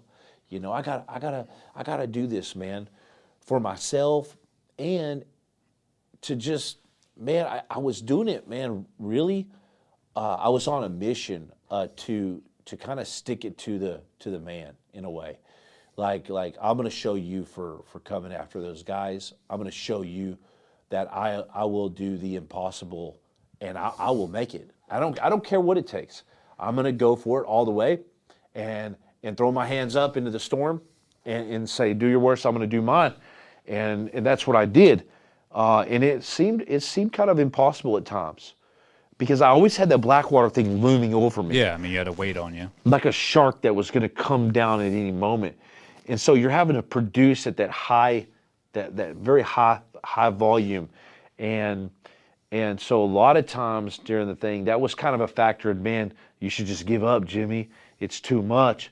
There's too much pressure. You how are you going to make it anyways? You're going to make it through, and then this Blackwater thing is going to destroy you, And so I just kept going and kept going. Did you have any setbacks at all in Buds, or did you make it all the way through? No, I didn't make it first time every time. No way. I made it the second time. First time on my second time. I was first time every time, second time. Second time every time. Yeah, every single time. And I called Buds a shithole, and one of the instructors really didn't like me for that. And this guy was a real douche, and he said, "Does anybody got a joke now?" And we had just got one of those, what is it, level 3 in Buds? People don't realize this. The level 3 beating? The level 3 beating. It's like where the CO signs off on it or whatever. Yeah. They bring the ambulances out. And our class had been really messing up. It was second phase. I was doing pretty good in Buds. Once again, you got to get approval to do like a level 3 beating. So if a class is hated by the cadre and they're like, dude, nothing's working with these idiots. you can be like, we want to really teach them a lesson. Yeah, and people so don't the CO know. can be like, hey, give them the level 3 beating, and that goes on for a long time. Yeah, and they bring out the ambu because people are going to end up passing out or doing People whatever. don't know about the level Yeah. 3. I'm gonna implement this strategy at my house. There you go. One of my Yeah. kids, I get Yeah, level 3 Yeah. waterboarding. and so that's what they did. They brought us out. We were like, sun's out, guns out. We were being cocky. Second phase, dive phase. I'm selling through buds, doing relatively okay. Had a fractured ankle, a little pain here and there. And then we go out on the beach, and the instructors are like, yeah, let's do sun's out, guns out. It's Friday, late in the day. We had been joking around a lot in the class, and we turn around and we go over this berm, and there's every freaking instructor from every phase. There's ambulances, and we're just like, oh man, fun time is over. And they just beat the crap out of us for a long time, for hours. It was hours. Yeah. Late into the night. And so we get back to the classroom, and we're just beat like this. And one of the instructors says, does anybody have something to say now? Does anybody else have another freaking joke? And of course, I thought it was a great time to say something. And I raised my hand, and everybody was like, no freaking way. Even my own buddies were like, oh my gosh. And the instructor goes, Watson, you got something to say? And I said, I do. I got a joke. And he goes, okay. He goes, come on up. I guess if you want to say something, come on up. I said, well, roger that. And I came up, and he says, what do you got to say? He goes, I can't wait to hear this. And I said, well, I got a joke. I said, this place is a joke. It's a shithole. And I mean, man, you could hear a pin drop.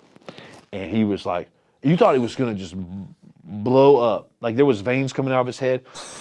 And he just walked out, and he brought the other instructors in, and he said, tell them what you just said. I said, this place is a shithole. And some of the guys were snickering and stuff at the class. And the other instructors were like, it is. Like, that's the whole point of buds. And he didn't like it, though. And so he said, you go get in the SDV. And I should have learned my lesson. So the SDV, just so the listener, is a little tank outside of the classroom. It's filled with freezing cold water, and you have to ice, and then that's you put ice another in punishment. They'll like go sit in there. Yeah, it's a cold plunge for like an hour. Yeah, like you're gonna stay in there, and I stayed in there a long time, and they didn't let me come out. And one by one, guys started coming out of the classroom and get inside the SDV with me. I said, "What'd you do?" And he said, "Well," he said, "Does anybody else have a joke?" And I said, well, what'd you say? He said, this place is a shithole. And I was like, dude, oh my gosh. And so there was like 3 of us that said the same joke. He kept on asking, anybody else? And somebody would go, like real dudes, real G's. And so we got beat for that. And then he told me, like, he said, you don't know what war is. You ain't never been to combat. He's telling me this. Of course, I had been through a lot of combat. And, he's saying all this stuff to me. And anyways, I called him out later on in life, in the teams, but when I saw him, he didn't say anything. But, I really didn't like him, but man, they failed me in pool comp. He did.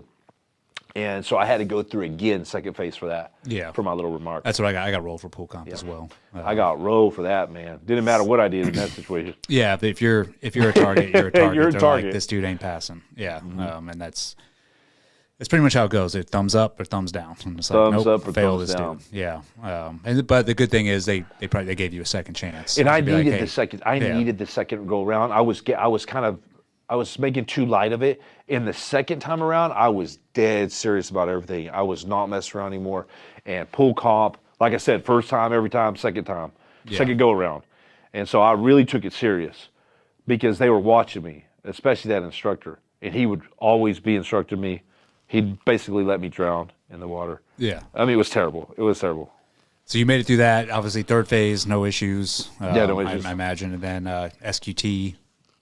Yeah, and that's when that's when all the experience really helped me out, was third phase and on. Yeah. Like I remember the weapons. That's all weapons and explosives. Yeah, and so I really was glad for all the experience I had in that aspect. And that really helped me. And the instructors always, like, there was like a mutual respect there too. You know how it is. They want good guys to make it and be in the team because we got to operate with each other in just a couple of years. And so that was great. Went through that. Then they sent me to French foreign language school, which I was pissed off about that. Oh, I remember that, dude. That's when they were sending dudes to. They implemented the language schools for guys. What? And I remember thinking, I'm like, stupid, what man. a waste of time and money. They were trying to take the Green Beret mission. I'm Yeah. like, let the Green Berets be masters at the language stuff, man. That's not what we joined for. And Yeah, their hearts and minds, dude. yeah, hearts and minds. We're bullets and brains. Bullets and brains. I didn't want to. I didn't want to do that stuff, man. I joined to be a frogman, dude. You know, and so I didn't join to do French foreign language. And so, man, that was a very frustrating. How long was that? That was 3 months, but it was total immersion, 8 hours a day, just way overkill. And basically, they say a couple English words and then speak in French the whole time. It's like a joke. You think it's like my version of the Twilight Zone. Is it pass fail? I mean, or is it just like, hey, you attended, great? You basically, you attended, great. Yeah. But you know, but the funny thing is, I was one of the only ones that got paid for foreign language because I scored one of the highest scores in my little group of guys. But I just put C on everything on the test. I put C across the board. Everybody else tried, you know, and of course you're gonna fail in French. So you end up getting the high score I got while like attempting to fail on purpose. Yeah, I got like a +0 or a 1, like a super low, but enough to get paid for French. So you go there, and then what team did you go to? Volunteered for SDV. I had done the Really? ground stuff. Yeah. What? So that's out of it was out of the ordinary for when I went through to volunteer for SDV. I do know. I remember during that time, SDV was coming down and debriefing the SQT students, like, or being like, hey, you know, we do classified missions. There's this many awards have just been given out, like selling the SDV mission. But when I went through, and this is not like saying anything about the SDV community, because that is one job that I'm like, dude, that's a special breed right there to spend that much time underwater, and that's a lot of focus. But the problem is when I went through, you know how you peer eval, you peer evals in the class, and it was always the bottom 5. You're going to SDV. Yeah. I mean, and which does a disservice to the SDV community, because it's like, well, why are we sending all the turds like right away? And you know, and also in buds, just because you're a turd in buds, like, or people bottom 5 you, doesn't mean you're going to be a turd wherever you go, right? It could be you just don't fit in with the class. Most of the time you are a turd, but there are the select few that's like, okay, you just didn't mesh with the class. But to send the bottom 5 always like, well, looks like you're going to SDV. I'm like, dude, what does the SDV community think about this? Like, terrible. So I get why they came during that time, and they're like, hey, we want the best. We want guys that want to come here. Yeah, they changed it. Yeah. They went from like sending the turds to literally like, hey guys, we can't make someone go there. I mean, even Goggins went there and he left real quick after. I don't blame him, right? It's a very, very hard mission. And you know, he had better things to do, but that's the story I got. I think Goggins went through the SDV class right ahead of me with my buddy. But man, I fell for it. They came in and man, they had a juicy story. These guys came in, these SEALs, and they're like, listen up. They said, we're debriefing this guy and this guy. We're getting all these medals. We're doing these unbelievably top secret missions, like stuff you see in movies, you know. And they really sold it. And they're probably like, please come here so you can replace me, you know. And so it was the biggest trick ever. And so me and one other guy put our names down, and everybody's like, what are you doing? Don't do it. I said, man, I've already done the desert side. I've already done the land war. I've done all that stuff. I've got tons of combat experience. I want to go do this. It looks cool. It looks sexy, right? Yeah. Well, it was just really, really sad, you know. Bro, I have good buddies that went over there, and they actually volunteered to go.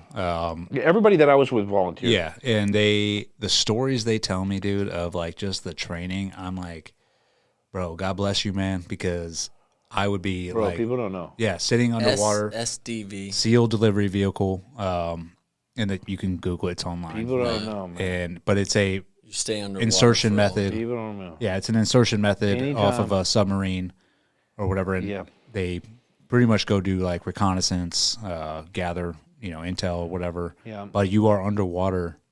I mean, these dudes are like for 8 hours in freezing cold water. Yeah. You're not talking to anybody. You're just in this little thing. And I'm imagining because I haven't been in one, but just hearing my buddies like talk about it, I'm like, dude, that sounds absolutely miserable. Honestly, I'm not even joking you. Goggins went the class ahead of me. He literally left SDV like very shortly after. I'm not saying he quit at all. Would never say that. But what I'm saying is I don't freaking blame him. You feel me? Like, I don't blame him. Like, who in the hell would want to crawl in a black cigar-shaped tube that there's no room for you and your buddies? I can't say how many guys are back there, but you cram down there, and all of them look like me. All the SDV guys are huge. For some reason, I'm not saying I'm huge, but they had like one guy who unfortunately passed, man. God bless his soul, Irby, Austin. But he was a linebacker for Tebow, like on the Florida Gators or wherever. Like, and he was there when I was there as a new guy. And when we got there, man, I remember Matt Leathers came by, and he was like, and he later passed away, of course, and he came by and he was like, y'all want to know what it's like to be in the back of an SDV? And I've told this story before, but it's great. It's great. He goes by, he looks like a homeless man. He had a beard and a huge dip in. He's like, y'all want to know what it's like to be back in the back of an SDV? And they're like, yeah, as new guys. He's like, well, the only thing that's important is time. And we're like, okay, yeah, you're right. That's the only important thing about being because he was like, you want to know what time it is, how long you've been down there. He said, but how are you going to check the time if you can't see your watch? Because your hand's pinned down and you can't feel your arms, can't feel your legs. You're so cold. Your face is blue. You think you're going to die the whole time. And he says, well, how are you going to check your time if you can't see your watch? And we was like, well, we don't know. He's like, that's right, you don't know. He said, the most important thing is time. He says, and the only way to tell time in a dive, he says, is right when you think that you are going to panic and freak out and kill your buddies and bolt to the surface. Right at that very moment, when you literally think that you can't take one more second in the back of the SDV, he said, right at that moment, he said, you're roughly halfway done with the dive. And we were just like, and I literally like, oh. Bro, when people talk trash about the Green Berets are harder than the SEALs or the SEALs are this Delta, and I'm like, bro, you just, like, if you knew what I did, like, it's just next level. In the back of the SDV, it's next level. Well, it's next level. You can't even describe it. It's just a complete, like, I know, can only imagine, because I, obviously did combat diver all the time. No. And even that, I was like, dude, you're underwater with your swim buddy for 3.5 hours, with your It's tack bad. board. And that, to me, I'm like, this sucks, dude. Like, you're not talking. It's pitch black. No. You can't see anything. You don't even know, like, dude, I hope I'm going the right way. No, and you're second guessing yourself.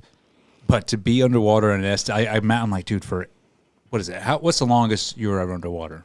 Hours. I can't say, 8 to 10? hours. Yeah, long time, right? That long is time. a To your long maximum. time To your to maximum. And you're be inside your own head. squished. Yeah, the first time I was in the back of an SDV, they said we're just gonna do loops out in the nasty harbor out here, Blackwater. That's why Blackwater was called Blackwater, Eric Prince, because it's black. He said, and they said, we're just gonna do loops out here. We're gonna do about 6 hours or something like that. And I was like, okay, I can handle this. This is my first time, just with one other guy back there. And you're literally just slick, no gear, no weapon, nothing in the back of this little cramped thing, just to you. And I remember, man, getting in there, it was so loud. I was surprised at how loud it was, like, and all you can hear is, and like all these noises, and the pilot's up there and the navigator, and he's just moving, and you don't know where you are. You don't know if you're up. You don't know if you're down. It's pitch black, and your ears are about to explode 1 minute, and then they decrease because you have no control over anything. The pilot has full control over you, and the water column. And it's pitch black, very disoriented, and you're like, okay, this sucks. I can see why this sucks so bad. And this ain't even cold water in Hawaii. And so, man, we went forever, guys. And they finally stopped, and that was our signal to get out of the SDV. And so we went under this pier, me and my buddy, the new guys, and we came off bag. We took our mask off, snot coming out. I said, bro, how long we been down there? I said, that had to be 2 or 3 hours. And he said, let me check my watch, man. We've been down there a long time. And he looked at the watch. He said, 22 minutes. I said, oh. I said, oh, man. Like, this can't be. So you basically had to basically had to become dead inside before getting in that thing. Like, you just had to, like, give up all hope. Give up all hope. All you enter here. Yeah, because you're in, like, ice cold conditions in the wintertime. It's snowing. And you're, like, sitting in the heated truck, and you're just doing breathing exercises. You're going, because you're just like, I volunteered for this. This is my end. I'm gonna die probably tonight, and that's it. Like you just have to, it's like mentally, psychologically, filter things out. And I didn't even do some of the really bad ones that some of the guys did. I mean, you had just nightmare stories of guys being down in subs for like, months on end and doing operations. Like, and thank God, man, some of the guys did some really brutal ones it's really difficult to even explain it. Yeah. Wow. Like coming to the surface once after 2 or 3 months, and then they shot off a bunch of rounds, like just to dump a bunch of rounds, like the SEALs do. And my chief said, man, we did, I think, no, it was my buddy who died, Brett. He said, they did like 2 or 3 months down there, and they opened the hatch and came out, and they were like, like the guy on Lord of the Rings, Gollum, they're like, oh, my precious, and they came out, and they like were having a great time, and they were only up there for like 20 minutes in the sun, and they all like had like almost 3rd-degree burns when they got done. Like they were just bright red, just sunburn, from being outside for like 20 minutes, because they were down there below. Cave dwellers. Yeah. Yeah. So there's a lot of crazy stuff that happens at STV. A lot of crazy, kind of unbelievable stories, man. Oh, dude, my hat's off to them, man. Yeah. I've always said that. I'm like, bro, good on them, because Yeah. not for me. Yeah. I mean, I guess if I was voluntold to go It was do a I'd great do it, experience, man. And you really got to see, like, I would say the toughest guys in the world. Like not, and I'm not calling myself that at all. You got to see like guys that were really just super tough, that you're just like, man, I mean, like, I remember we were swapping off. One group would dive one night, and then we would do the tending, and then they would get in the hot tub to warm up. And I'll tell you, man, one time they got in this. It was snowing outside. It was in Washington, super frigid water. They're putting on these suits, getting all geared up, and you shove them in the back of this SDV, and you don't even know how they're going to get in there. It's such a small, cramped area. And then it fills with ice cold water, and they just sunk away in the night. And they were doing operations, and we waited there for hours, man. And come like around 4 hours, we were like, where are they? And there was no sign of them. And then it got into like 5 hours, and it got a long time. And finally, man, we were like smoking cigarettes out there, getting ready for anything. And finally the STV comes back. I've never seen guys in this bad of shape, like other than war, And we pulled those guys out of there, and nobody quit the dive, And Brett Merrihew, literally his entire dry suit was filled up with water because they leak, and the pressure just forces the ice cold water in there. And we pulled him out, and he was like literally blue, and his eyes were like this, and he was looking around so disoriented, like and he was just unresponsive. And I threw my beanie on him, we threw jackets on him, and put him in the van, and turned on the heaters, blasted him, and then put him in the hot tub. And I was worried about him. And I remember the next day, one of the junior officers that was completely disconnected from the platoon, that he came out there. No, he was a senior officer who was evaluating us. And he said, you put the whole team in jeopardy. Why didn't you quit? And I'll never forget what Brett said. He looked at him and he says, because I ain't quitting on real mission. He says, what are we going to quit on real mission? On the real mission? You going to quit there too? I said, no, I'm in this to win it. I'm in this for life. And I mean, he was die hard. And I mean, he was making a statement like, what are you going to do on a real mission? Yeah. You're going to kill, you're going to get everybody killed. So he refused to come up. And man, that was probably some of the most hardcore stuff I've ever seen. Just his ability to just pretty much, he thought he was going to die down there. You know? Yeah. Well, that's the mentality. I mean, it's a different that's mentality. beat into us. It's like, yeah. Just do not quit ever. Yeah. So how long did you spend there? 6 years. 6 years. All right. So yeah, then in Hawaii, right? And then, so did you do any deployments? Yeah, national tasking. Yeah. Okay. And we won't get into that. Obviously, Yep. that's, all that's classified. And then I know at the tail end, right, the Blackwater thing comes back Yeah, up. man. Things were going great. Things were going awesome. And had gone a sniper. Now I was a team leader. Things are going nice. And then one day, man, I get called into the office after a long time there, and the CEO, the commander, calls me in, Evenson, and he says, "Jimmy, sit down." And I'm like thinking, okay, I'm going to get an award. Maybe I'll be put in for like a SEAL, to compete amongst the guys for SEAL of the quarter or whatever that is, something great, right? And because my chief had mentioned some cool stuff coming down the pipeline. So I go in there, man, not expecting what I'm about to hear, man. Game changer. And I walk in, and my commander says, "Jimmy, sit down." I said, "Okay, sir." He says, you have 10 days to get out of the Navy. And I said, "Sir, what do you mean?" He says, "Well, we just received a memo from the FBI saying you lied on your Blackwater testimony in your trial." And I'm like, "What?" And so I said, "Sir, I'm not going nowhere. Like, this is my life. Like, I'm not leaving." And he goes, "You will be gone in 10 days. You will literally be gone in 10 days. And he got mad at me, and we kind of yelled at each other, something that you don't see at a SEAL command.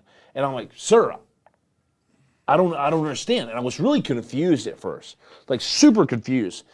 So I go home, I tell my wife, I call my dad. I'm like, "Dad, this is what they're saying. This FBI guy wrote this memo saying I lied on my trial." And I had testified not too long before that, because guess what?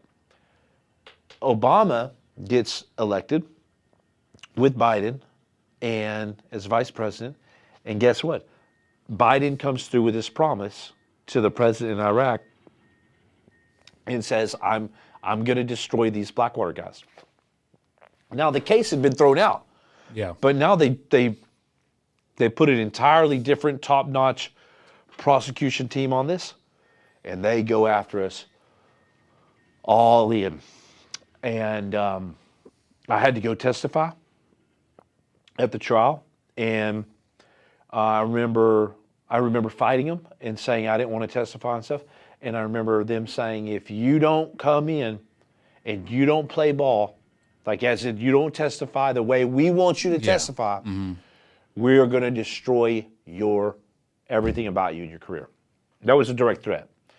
And I remember going in to testify, and I remember, you have a dilemma in this life as a man. You're faced with choices, of this moral choices of, okay, do I save my ass? Play ball, look out for number one. Play ball, save my ass. But once again, part of the theme in my life has always been, I'm going to have to live with this the rest of my life. And I don't think I can sleep at night living with going in there and telling a lie. Yeah. Because what they were wanting me to testify to would be a lie. Their story and my story were not compatible, our truths, whatever the truth was. Well, my truth was that I was there. I saw it. Their truth was they were nowhere near Nisar Square. They were nowhere near the Blackwater thing. They were going off of conjectures. They were going off of eyewitnesses, people in the platoon that were scared and did worse, their own teammates that did worse. Yeah. But now they're terrified. And so they become cowards, complete cowards, and turn and roll and snitch and all this stuff, whatever you want to call it. And so I came in and told my truth, and I testified. And man, man, just a storm came on me like no other. And my lawyer said, well, Jimmy, at least you told the truth. They can't come after you for perjury. And so I knew they couldn't come after me for perjury because I remained the same. I told exactly what happened from my perspective, the limited stuff I knew. And when I came back to my command after that testimony, guess what? They sent a memo, the FBI, saying that, they worded it so expertly. Yeah. Like they didn't call me a liar, but they said, Jimmy was team leader of the Nisara Square. He said this in trial.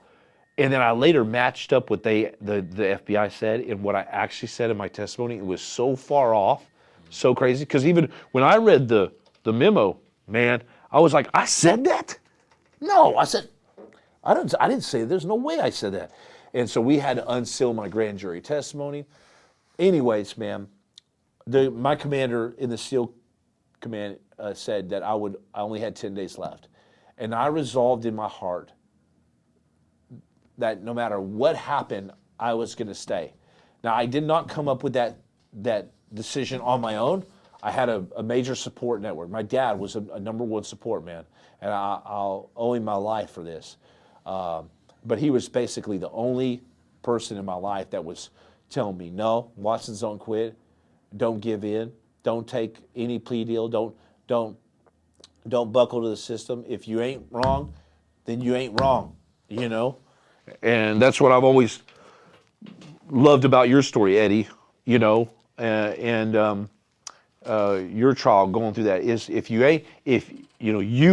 know the truth, whatever the truth is, you were there.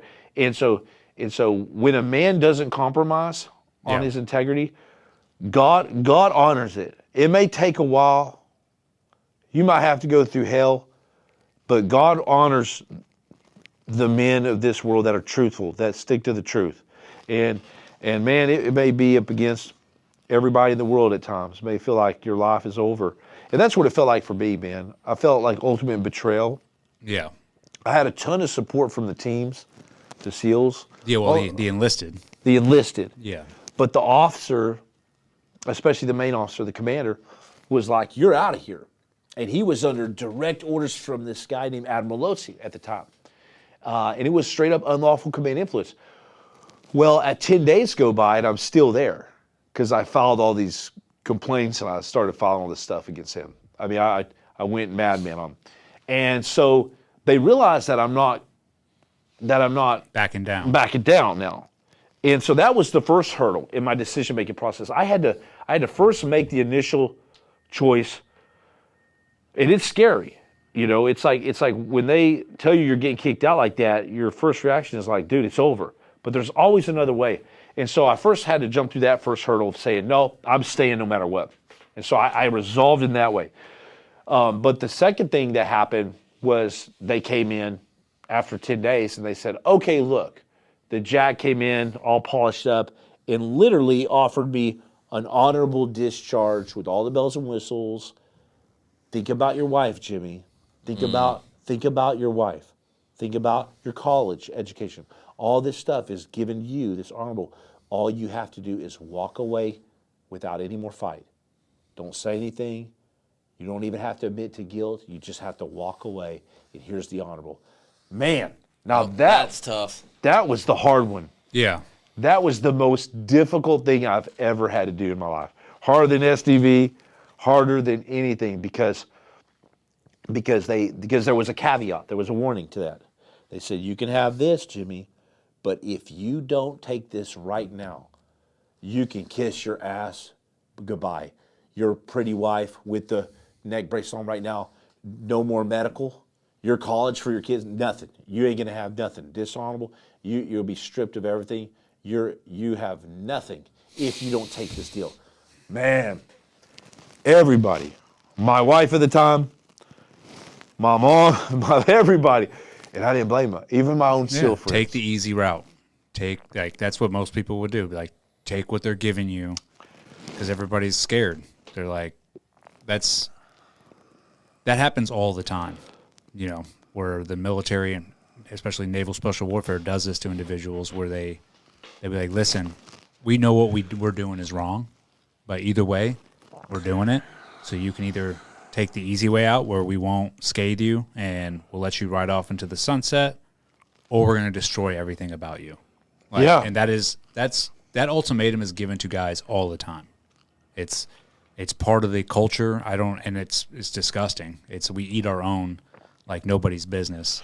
And it's top. And when I'm saying that, it's from the leadership. It's from the officer corps that all stems from. The guys are all sled dogs. They're like, I'm just same attitudes you have. So I'm just here to work.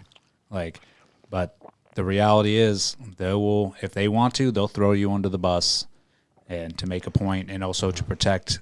That what it comes down to, and we talked about this last night. It's all about protecting the brand. It's about protecting NSW, the Trident, and you are just somebody that they can hang out to dry. It's disgusting, but what I find, this is like the best part for me. The best part of your story is the. Well, my story gets really bad, guys. Yeah. Hang on, guys. If you just scrolling through, you might want to hang on for this. So story. you refuse. You made the decision, like, I'm about to die on this hill. Yeah. My commander made one mistake, and if he wouldn't have said this, I probably would have walked away, and it would have saved him a lot of trouble, a lot of pain, and an animal from getting kicked out later on. He said, right before I was about to walk out the door, when I said I wasn't going anywhere, he says, Jimmy, and he was playing off of my Marine time, my Marine Corps. You don't mess with the Marines stuff, He says, Jimmy, he says, you're charging a machine gun nest. And if you keep charging this machine gun nest, you're done. You're going to die.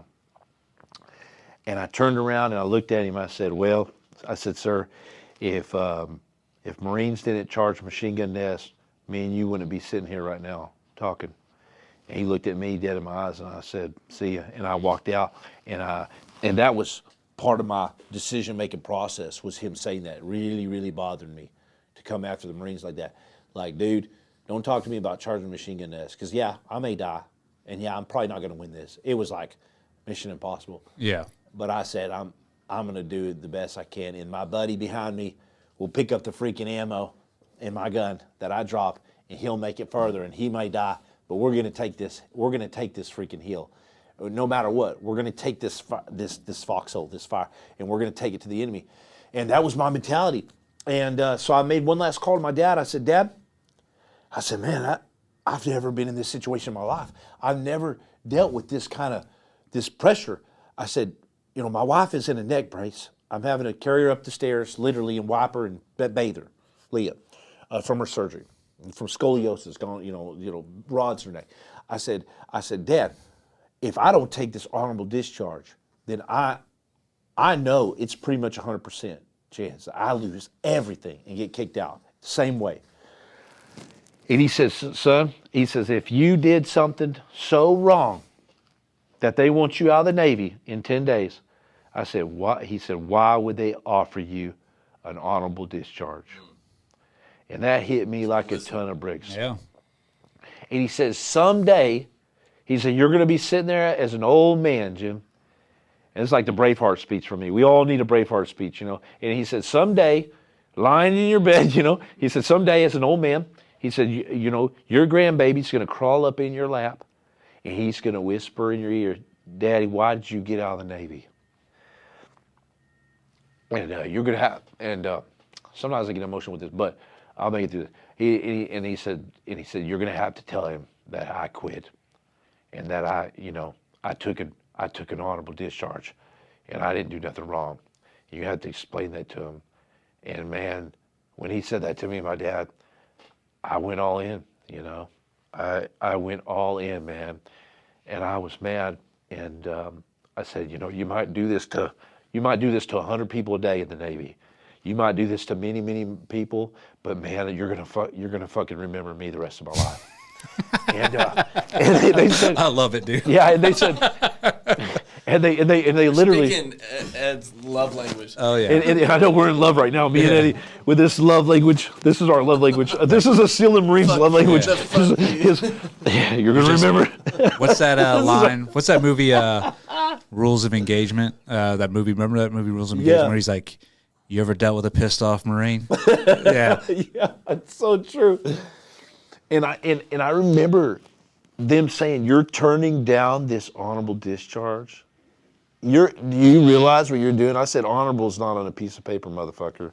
You know, that's how I talk to them. I try not to talk like that. I got a sailor's mouth. I try not to talk like that now, but man, at the time I was like, honorable's not on a piece of paper. And I turned, and that switch flipped in my head, man, and it was scary for them. Because once you become that lion and you don't have any fear anymore, and you've crossed the Rubicon and you've burned the ships, man, people are terrified of that, especially when you're carrying the truth banner. Yeah. And they know it. It's terrifying. Like in your situation, you know, you were sitting in prison, and they know what they're doing. They know it's corrupt. They know you didn't do anything wrong. But I think one of the most dangerous things is someone that gives their soul, everything, to a job, and then having that job, or to an organization, and having that organization betray you and come after you, and then that same individual who has used everything he's had to do the best he could for that organization is now like, you are now my enemy, and I'm going to do everything to be a fucking pain in your ass the rest of the time, and I have no fucks given anymore. No. Like, you've now like tried to destroy me, destroy my family. And the big thing is family, right? It's like, you went after my family. Now I am going to be a royal pain in your ass. Not now, but for the rest of my life. Like, you are. I'm not going away. Yeah, I'm not going away. I'm not going away. And they can't. That is the one thing that they can't stand, and they don't know how to handle. And I think that's how the Patriots in America should be now. Right now is like, I'm not going nowhere. You guys can turn this place up and make it as corrupt and burn it to the ground, but I'm going to keep that flag raised, like our anthem is sung about.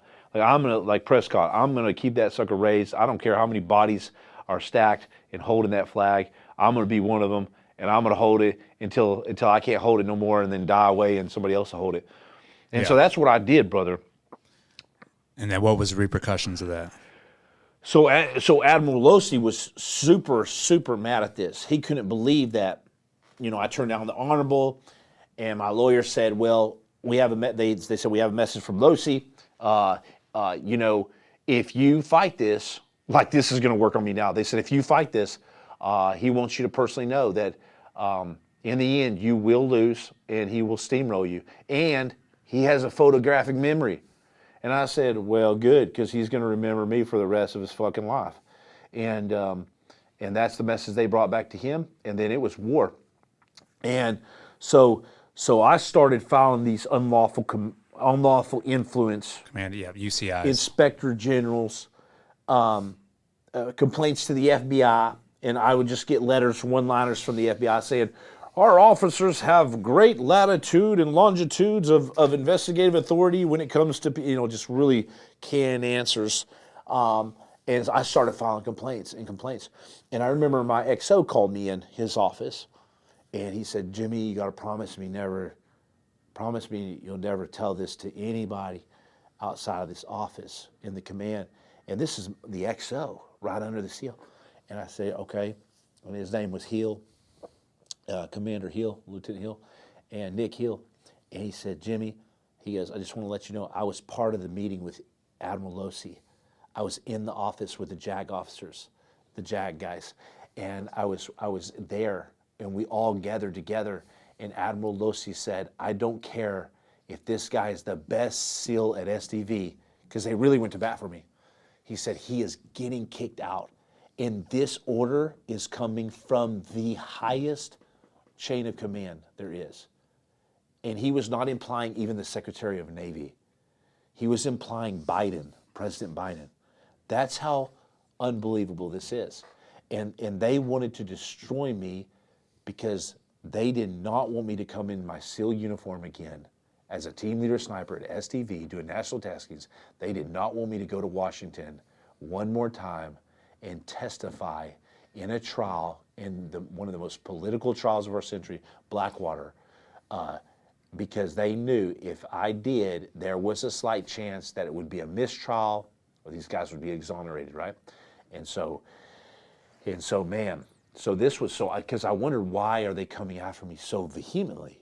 Like, why this, like. Let me stop you real quick because I want to get a timeline thing. So Biden was president at the time during this. Obama was the president. Biden is vice president at the Vice time. president. Yep. Okay.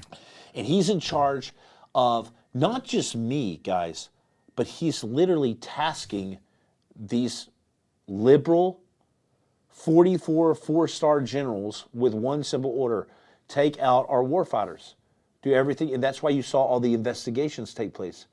That's why you got all the different criminal conduct now, and the NCIS investigating all these SEALs. All of this happened at the same time in 2015. Okay. All right. That makes sense. Cool. I had jumped ahead a little bit in my mind. Yeah. All right. Cool. Yep. So basically, it was told like, hey, this is coming from Biden. Yep. Or the top, Yep. which you can pretty much, take an intellectual guess on what that is. And that's what they promised would do. They Yeah. promised me. They followed through with their promise. But he said, I don't care if he's the best SEAL ever. No. We're taking him out. Yeah, Admiral Wilson said, I don't care if he is the best SEAL in all STV. He is being kicked out immediately. In 10 days, I want him gone. Now, only I knew that now, and those who were in the room. And that's what was told to me by Commander Nick Hill. And so I promised, though, Nick Hill, I would never say that to anybody as part of the investigation. So one of the obstacles that I had to deal with was I had to file all my complaints with no witnesses. So I filed my complaint saying what the commander said to this, and then they want witnesses to this. There's no witness other than the Master Chief IG that was there, and then the Commander Evenson. And so I would list them as witnesses. And of course, when they were investigated, when the heat got turned on them, they had to commit the same lie that they were trying to say that I had done on the stand, which I didn't lie. But they were having to say, I never said that. I never told him that he was charging a machine gun nest. I mean, they denied every single thing. And so they did much worse to me than I ever did with them. And so I filed a bunch of things. Eventually, they send me to an admin separation board. Okay, this is after a year of fighting them. So I made it a long time by now. Okay, bought a lot of time. And so I go in front of this kangaroo court, basically, with these guys. And I know that I'm getting kicked out. There's no way out of this because these guys are appointed. This is how corrupt the Navy is. These guys were appointed straight from Admiral Losey to fly to Hawaii and do my kangaroo court admin separation board. So I turned down the honorable. I'm going to get just ramsacked, right? And so one of the questions, man, that I can ask these guys, I'm studying law at the time, representing myself. I'm going all in, right? I just 24 hours a day. I'm just all my case every day. And I got papers piled up in my house.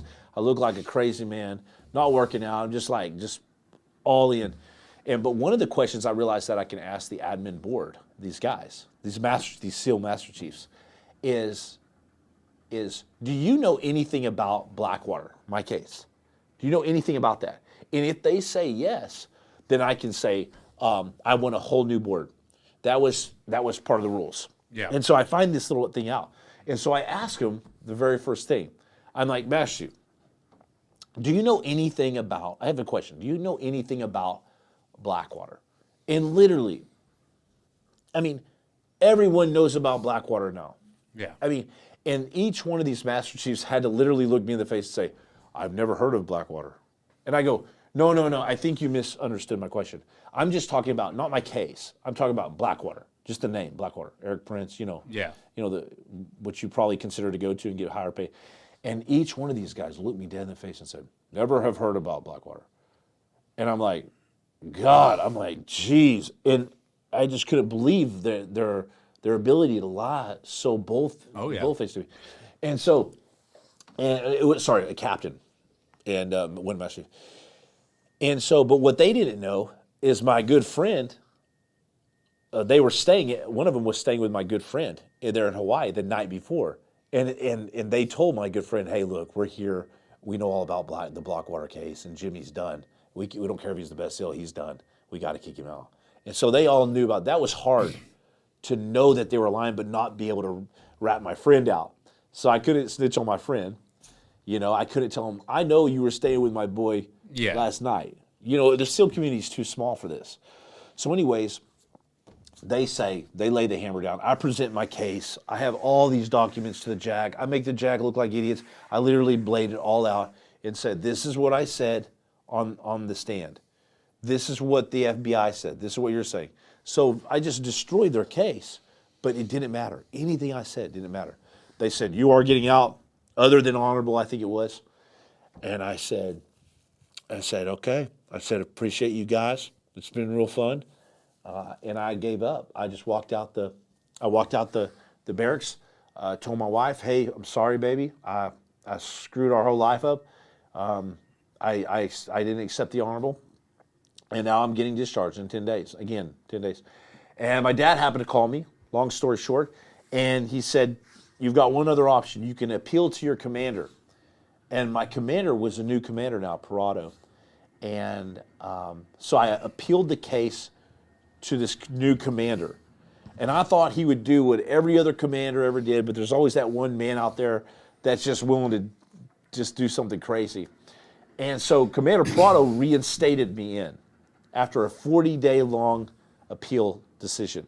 He overturns everyone's decision, and I stay in the SEALs. And then that decision, though, to keep me in, they have to apologize to me and everything. And that decision to keep me in goes to Admiral Losi. And he's got the final say in this. And so Admiral Losi, it goes all the way up the chain of command to Admiral Losi. And I'm thinking maybe Admiral Losi will have a change of heart. He'll relax, and he'll just let these guys. Commander Parado is a really well-known commander, old Mustang, prior enlisted, awesome guy, man. And he reinstates me, and Losi will just sign off. But Losi had a real personal anger with me. He was out, he wanted to fry me no matter what. And so it gets to Admiral Losi's office, and he says, you're kicked out immediately in 10 days again. So here I fought it for a year and some change. And so I remember Nick called me on the phone. He said, Jimmy, I'm so sorry, man. You fought this like hell to hell and back, and but you're getting kicked out in 10 days. Admiral Losi refused to sign this over. And I remember I just thought, well, okay. I said, is that your final answer? And I really didn't have anything to live for anymore, Eddie. I just felt like I didn't have anything to live for when you feel this kind of betrayal.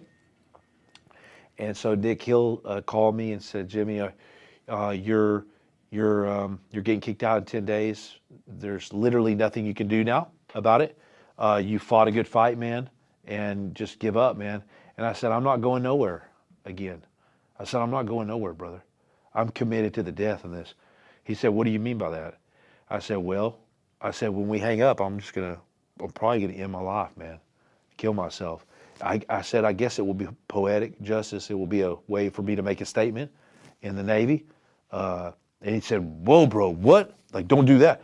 And I just basically said, see you later, Nick. And I hung up. That's when my wife called the ambulance, because I was like this, man.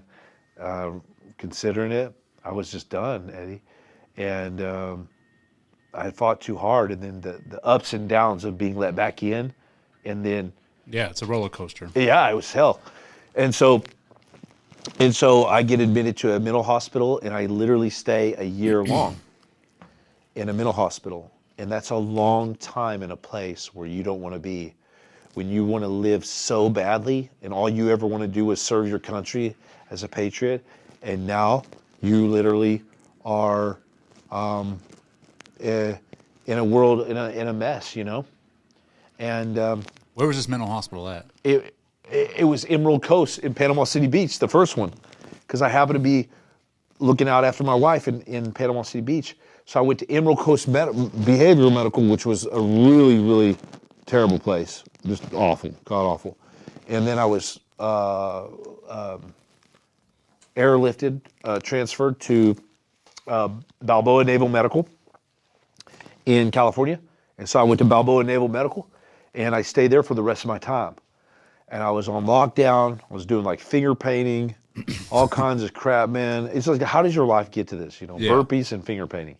And so eventually, the JAG doesn't know what to do. Admiral Losi doesn't know what to do because he thought I was getting kicked out again. And now I've made it another year in the Navy.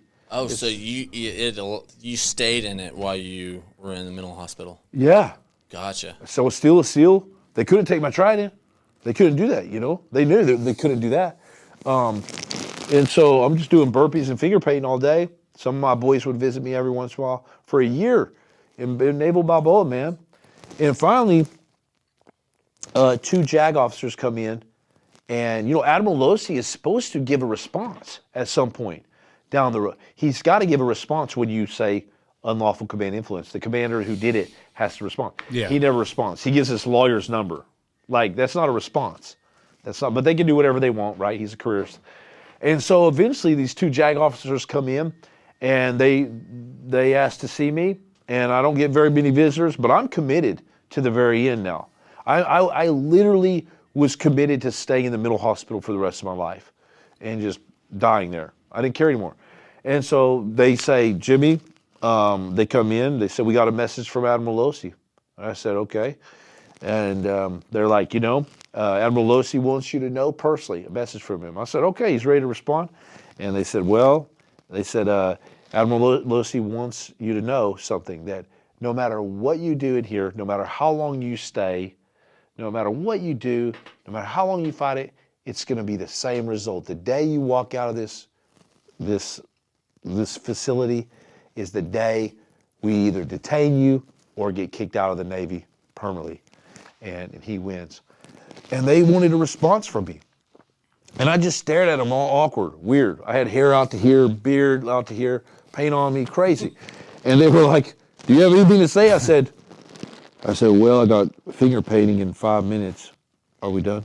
And they looked at me and realized, like, this guy's in it to win it. And this guy's in here forever. And so they left. And then the doctors decided to go ahead and kick me out right then and there, literally. Like, the JAG talked to the doctors, they were all in it, and they called me in and said, Jimmy, we're kicking you out, the Navy. And I said, no, you're not. You're not kicking me out of here. And they said, why is that? I said, well, you're going to find out. You're going to find out. And so it was probably the hardest thing I've ever had to do. One of the harder things was do that, and was hang myself in there. Yeah. So you went back to what, your room? Yeah. So I said, is that your final decision? And they said, yeah, you're leaving today. Going to pack your things. And I said, I'm not going nowhere. Just like I always said. I always said the same thing. I'm not going nowhere. And they were pissed, and they were like, you're leaving today, you know. And I said, I don't think you understand. I'm not going nowhere. And they were like, huh. And so I walked out, and I went straight to my room. I took my clothes off on the way there, kind of dramatic, theatrical, you know. Took the clothes off, stripped down butt naked, because that's what you do in mental hospitals, you know. You just kind of do crazy stuff like that.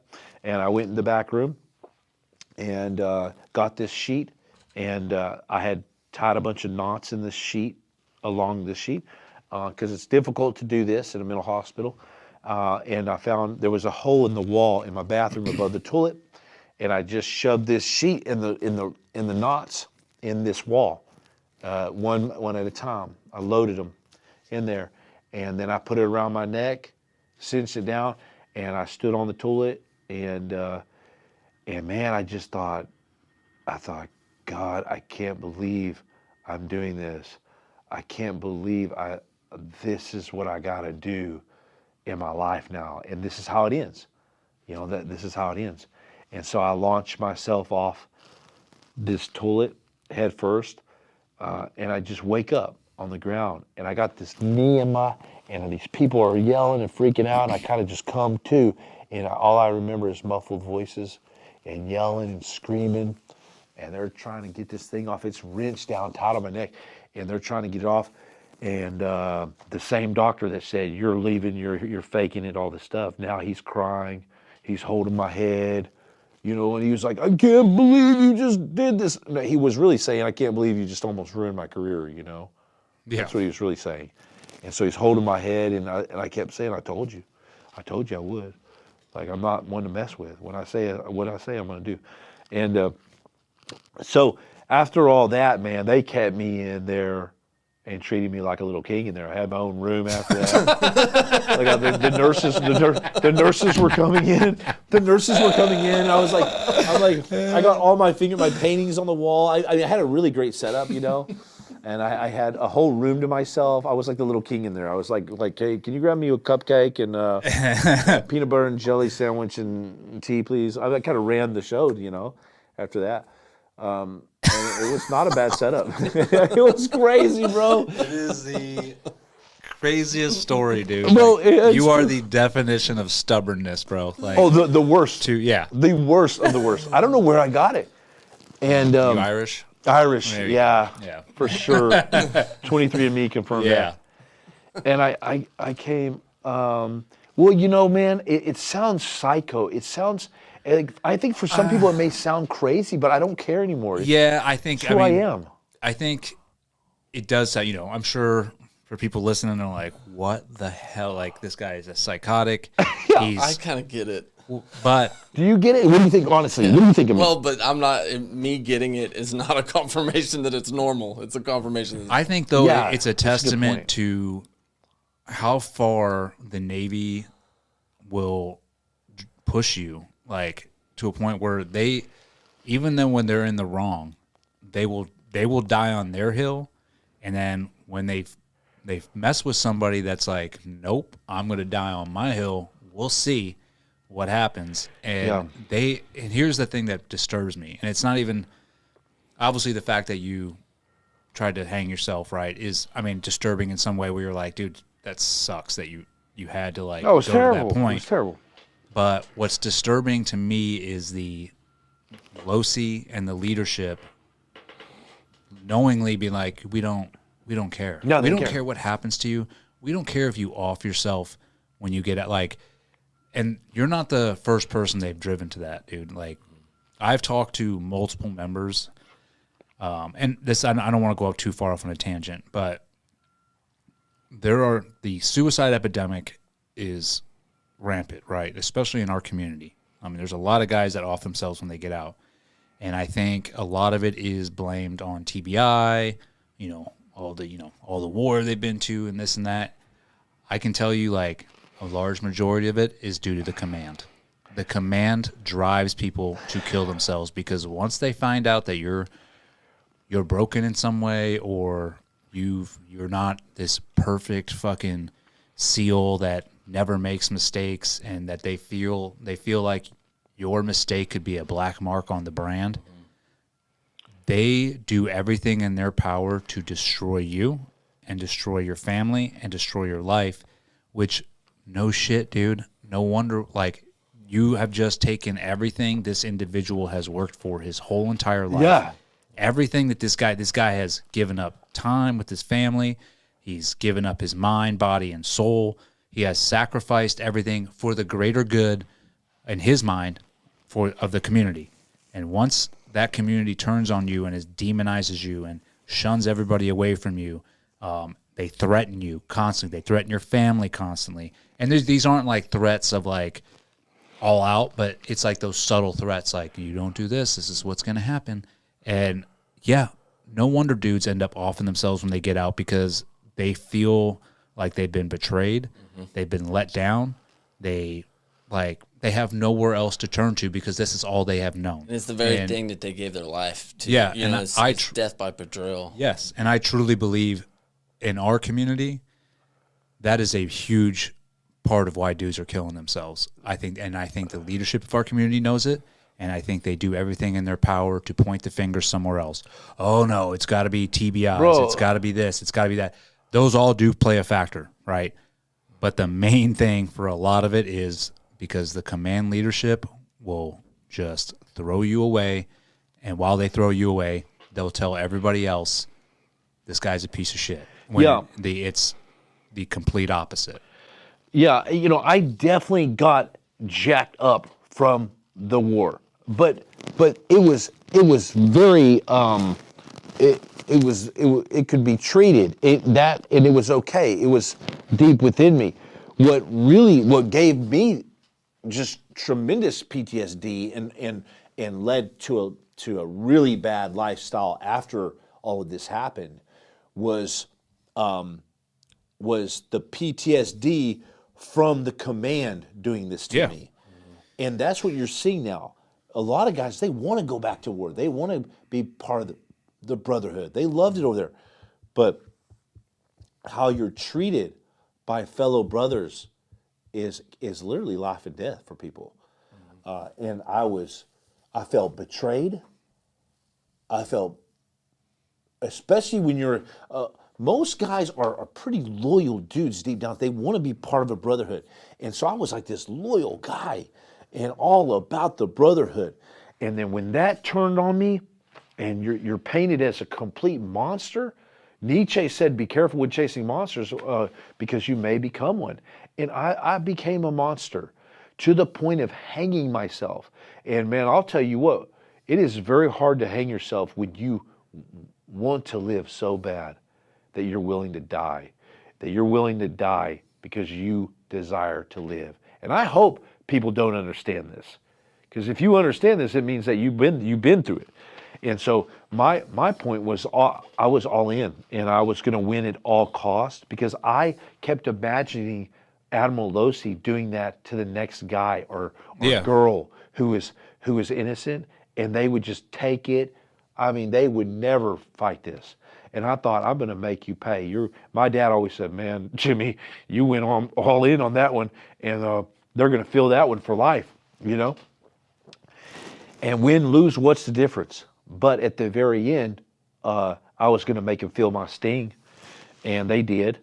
Yeah. And the JAG came in directly after I hung myself and said, we just want to tell you that Admiral Losi is okay with you staying in as long as you want, and we're offering you all the bells and whistles again. Just don't do anything crazy again. Don't do that again. Shit. And so you see, that's just career. It literally took me hanging myself for him to. And it's not say. And it's not it's not like he turns it and goes, man, look at my. It's not like he's looking internally and going, and I didn't care about him at all. He's going, oh, that would look bad on my career. Yes. And so, that's all it is. It's how is this going to look for me? Yeah, because I said the next thing I said to him is, I told him, look, if my hanging didn't work, okay, but if I don't win this battle, I'm literally going to get the 5 o'clock news and go to the Coronado Bridge, and I'm going to jump off there, and I'm going to say it was because of Admiral Losi I'm doing this. That's the freaking message I'm trying to get across to you. And I was CCing admirals. It was crazy. It was really crazy. Well, it was insane, man. And so they finally let me stay in because they had no option. And just when I think I can't like you more. Yeah. I literally did that. I literally said I was going to go to the Coronado Bridge at 5 o'clock news.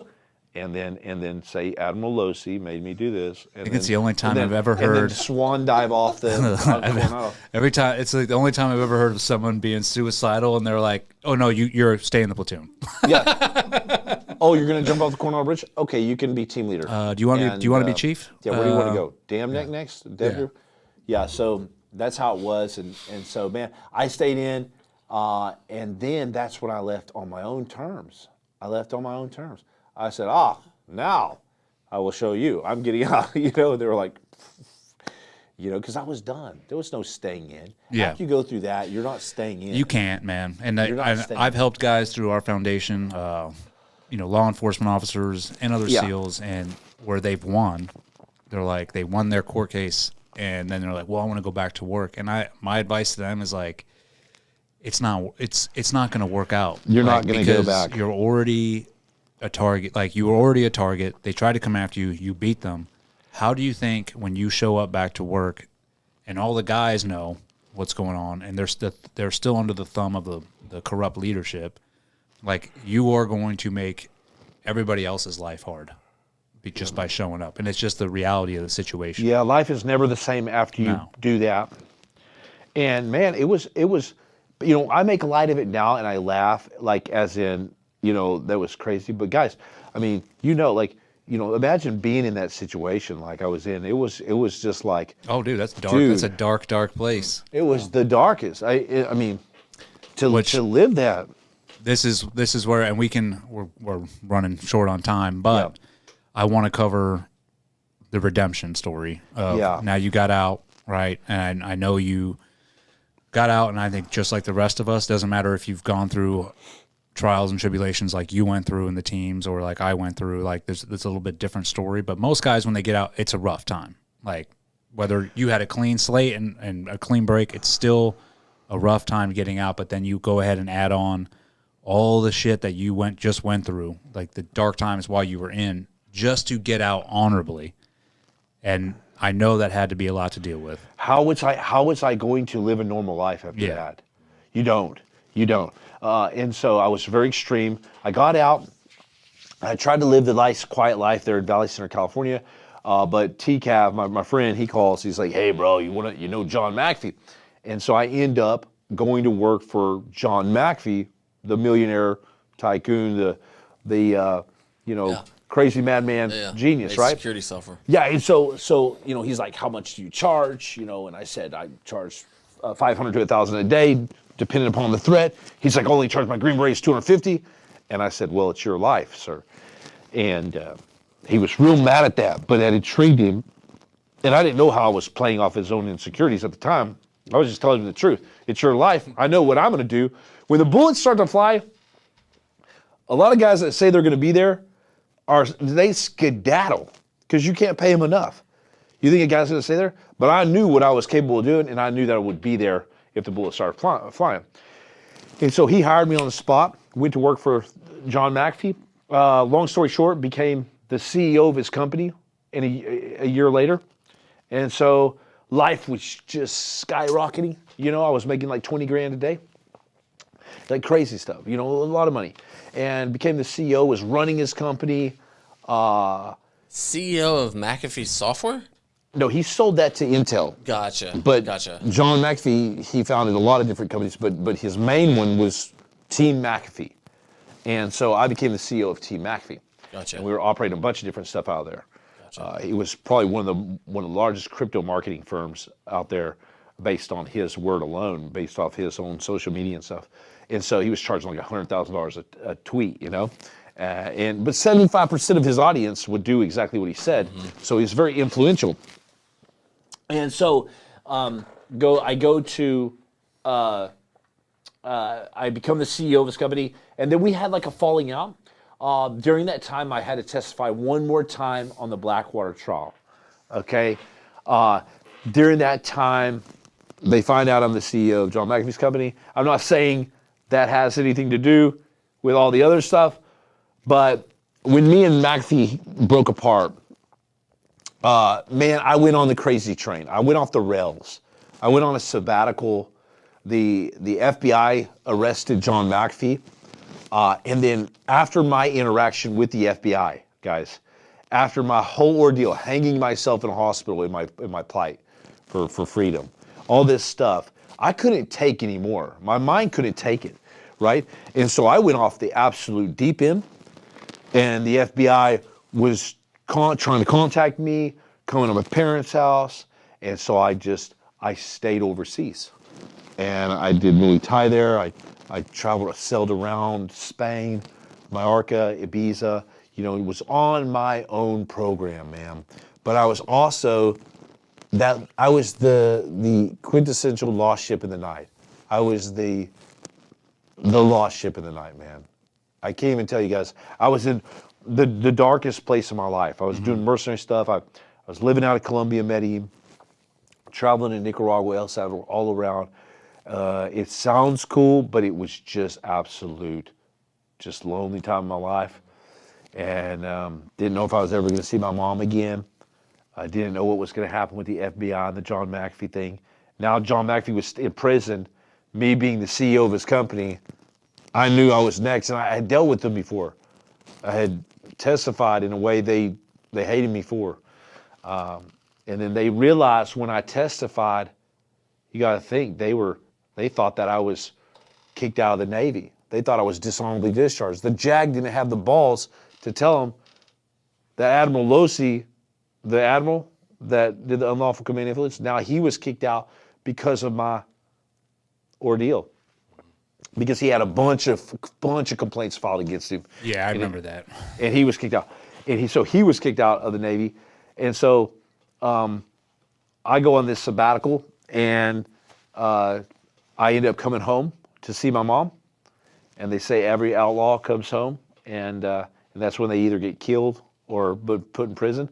And I came home to see my mom for coffee, and I was going to see her for a couple days, and then leave to Bali, a non-extraditionary country.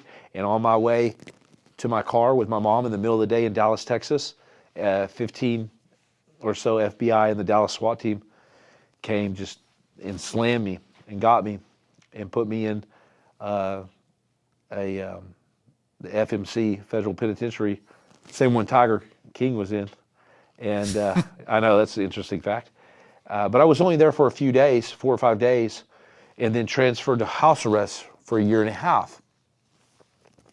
And during this time, my lawyer said, Jimmy, you're going to prison for 12 to 15 years, hard time, for sure, in connection to John McAfee. They want John McAfee bad, and they're willing to steamroll you as well.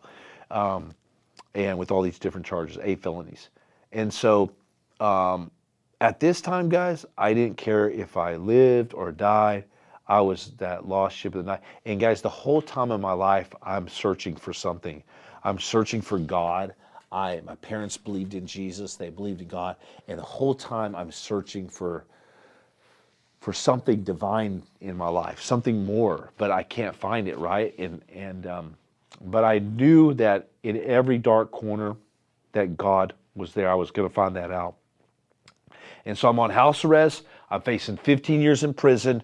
Lawyers telling me there's a 1 in 1,000 chance if I had a dice of 1,000 side and he rolled it. Those are my chances, 1 in 1,000 to not do, but only to do 2 years in prison. It was terrible. My chances were done. And the FBI spent a long time on me, a couple of years following me, investigating me. And they considered me to be on the run for a couple of years. And so, living overseas. And so now they got me wrangled in. I got the house arrest, ankle bracelet on.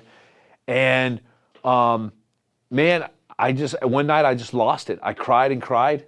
Not for the fact I was going to prison, but I just didn't find any hope left in this world.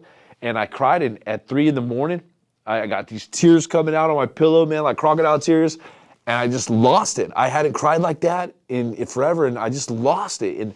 And I said, God, I said, Jesus, if you're real in my life, I was like, I'll go anywhere. I know I'm going to prison. I said, I'm not trying to get out of prison. But I had this real conversation with God that night at 3 a.m.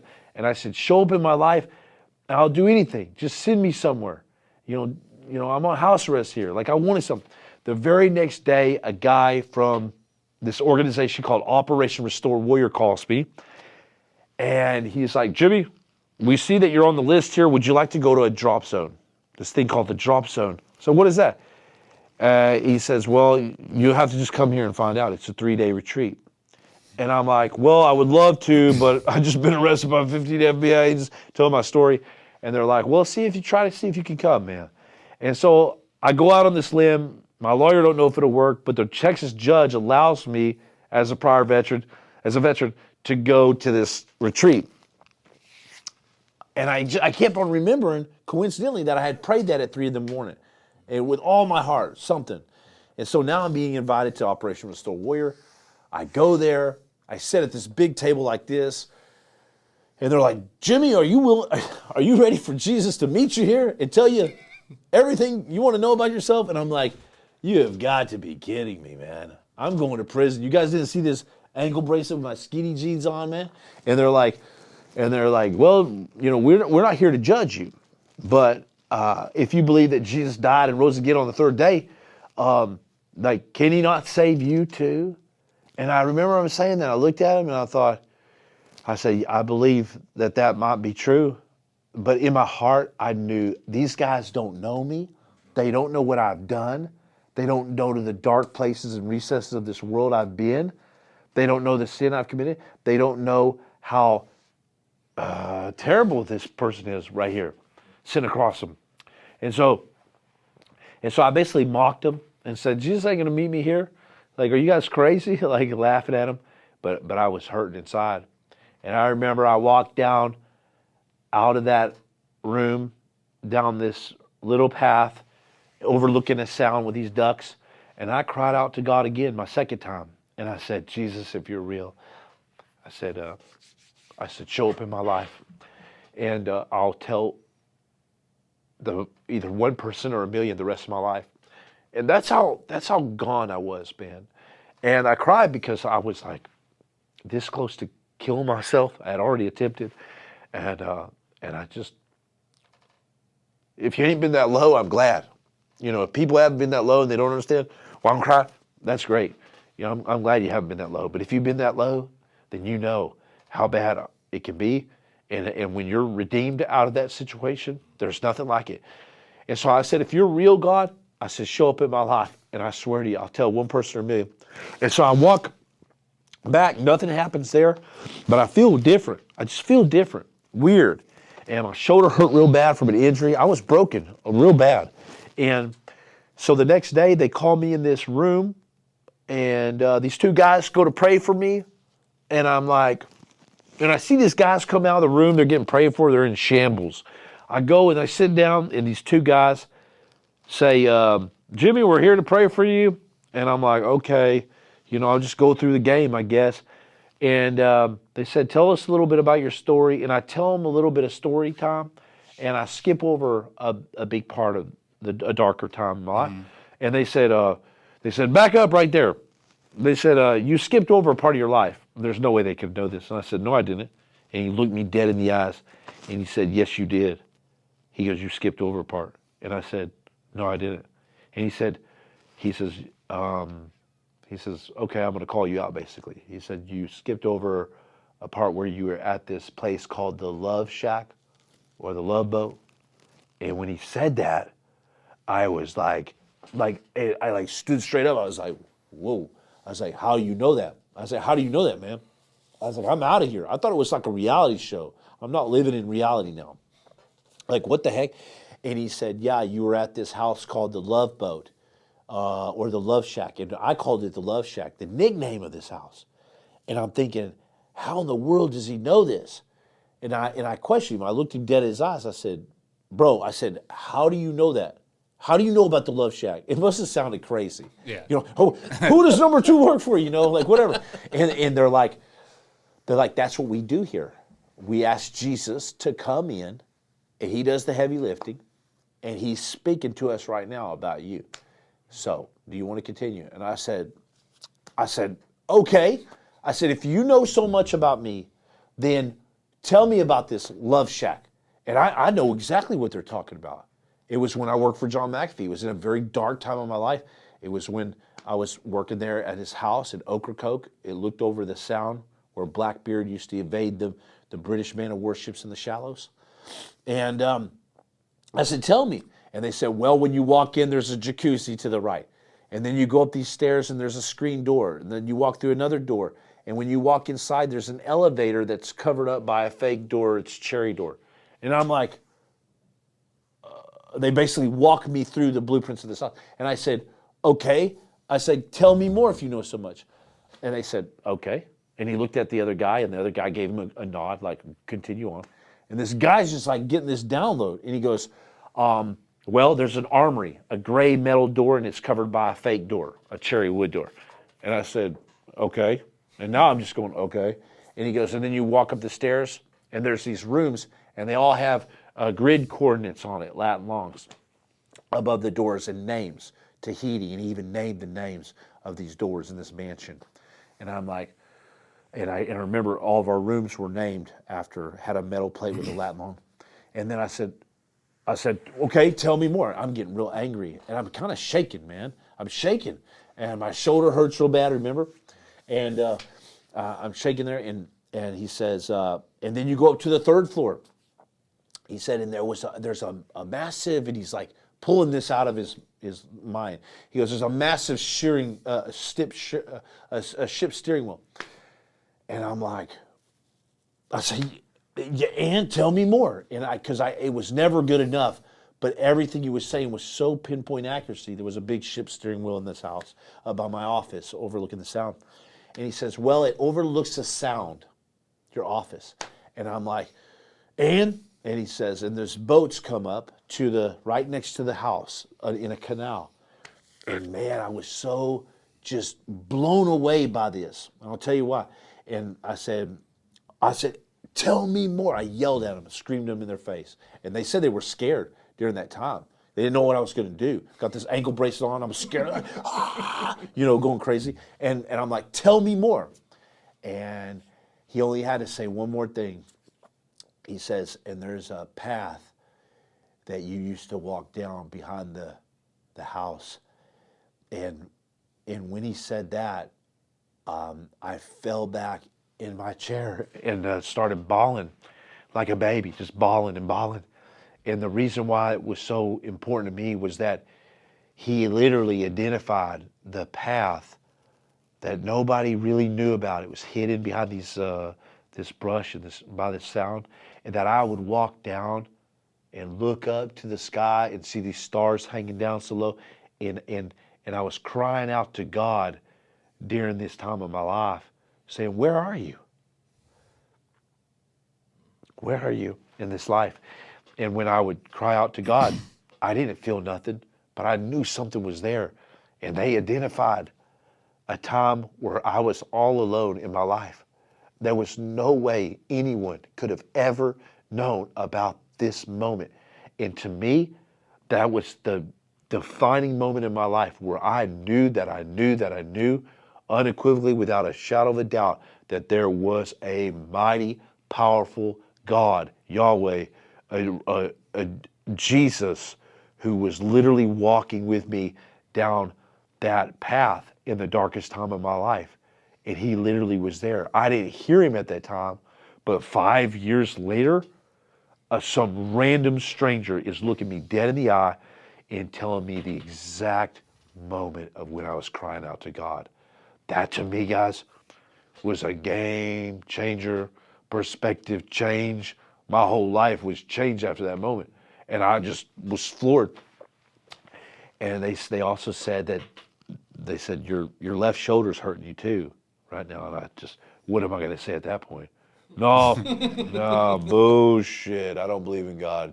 No, it was like I just shook my head like this, covered in snot. And they said, can we pray for you? I said, and they leaned over and prayed, and my shoulder pain went away like that. And man, I stood up, and I always tell people it was like I left 2 big sea bags full of pain, unforgiveness, rottenness, anger, rage. That monster that I had become fighting the Navy was in these bags, and I just walked off, and I left them, and I was light as a little feather, unrecognizable. The guys even go, "Welcome back to this world, Jimmy." And they were clapping, and I just had this glow about me, man. I just was a changed man, and I don't know to this day how that happened. If it was just them identifying that, and it made my perception, or it was God. Literally. God, baby. So Jesus came down and touched me. obviously, I went to ORW. You went to Operation? right before you. Yeah. Which we didn't even know. Like we No. both went there. But yeah, I had similar experience.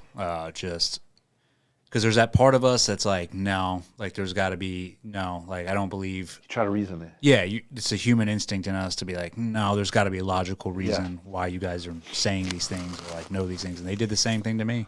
And there's no explanation because those guys don't know me. They don't know anything about me, but yet they sat there and said stuff about my life where I'm like, this is absolutely insane.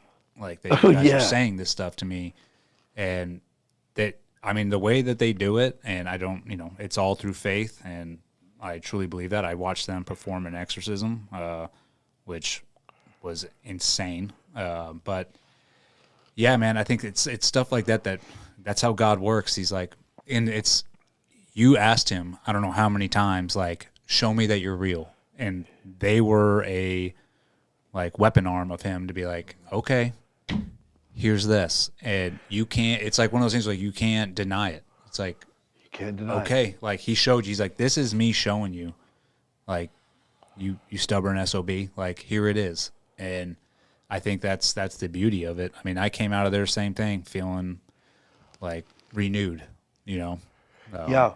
Yeah. One thing you hit it right on the head. Like I asked him later on, I was so curious, George over here. I go over to Daniel, the guy that revealed all this to me through the power of Jesus. I said, brother, what was going through your mind? He goes, when you were telling me all that, how did you know that? And he just looked at me and he said, Jimmy, all I know is that Jesus told me to keep on answering you until you believed. And that's exactly what he did. And that's exactly what I kept voicing my unbelief. Well, that's not good enough. That's too coincidental. Okay, that's not good enough. Okay, tell me more. My whole life. Show me more. Well, how much is it going to take for you to realize that there's a true, powerful God that has a divine, true purpose for you, that's watching you, recording you, everything you do. That's not to condemn anybody. It's to get you, God, like the cobwebs out and say, man, I have a greater purpose. I'm going to put down this porn. I'm going to put down these drugs, this cocaine, alcohol, all this stuff, because I've got a purpose. And these addictions are just distractions in our life. And we have to find forgiveness. And I had to find a lot of forgiveness in my life. And I had to move on. Yeah, I mean, that's the most amazing part of your story to me is just the redemption aspect, being, getting saved through Jesus, which is, I'll still preach to this day, is the only way to get truly saved. It's the only way. Everything else is just a Band-Aid over a bullet hole. Yeah, man. And like, just your story, I mean, your story is insane. Like, it is probably one of the craziest stories, right? Just everything you've been through. But we talked about this last night, man. Like, I truly believe that your story is more impactful and powerful than anybody that, we've had people come on here, whatever, and they can quote scripture and they can sit there and tell you the ins and outs of the Bible, of what they believe. But they have never been at the bottom like you have, or like in just the darkness that you have, and spent a lot of time in that darkness. And yeah, you might not be able to come out and be like, oh, I can quote this scripture or whatever, but what you have is a true testimony to like, this is what God did in my life. Like, I watched God come and save me. Like, I felt it.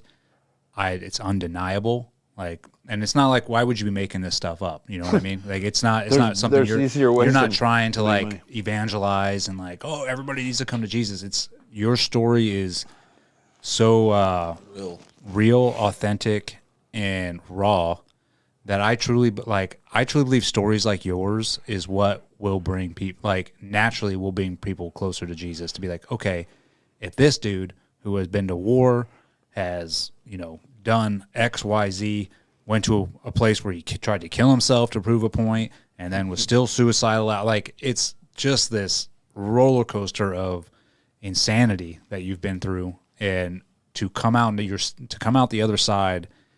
And I mean, just to even have you on the podcast here, you're still breathing. You're doing better than ever, right?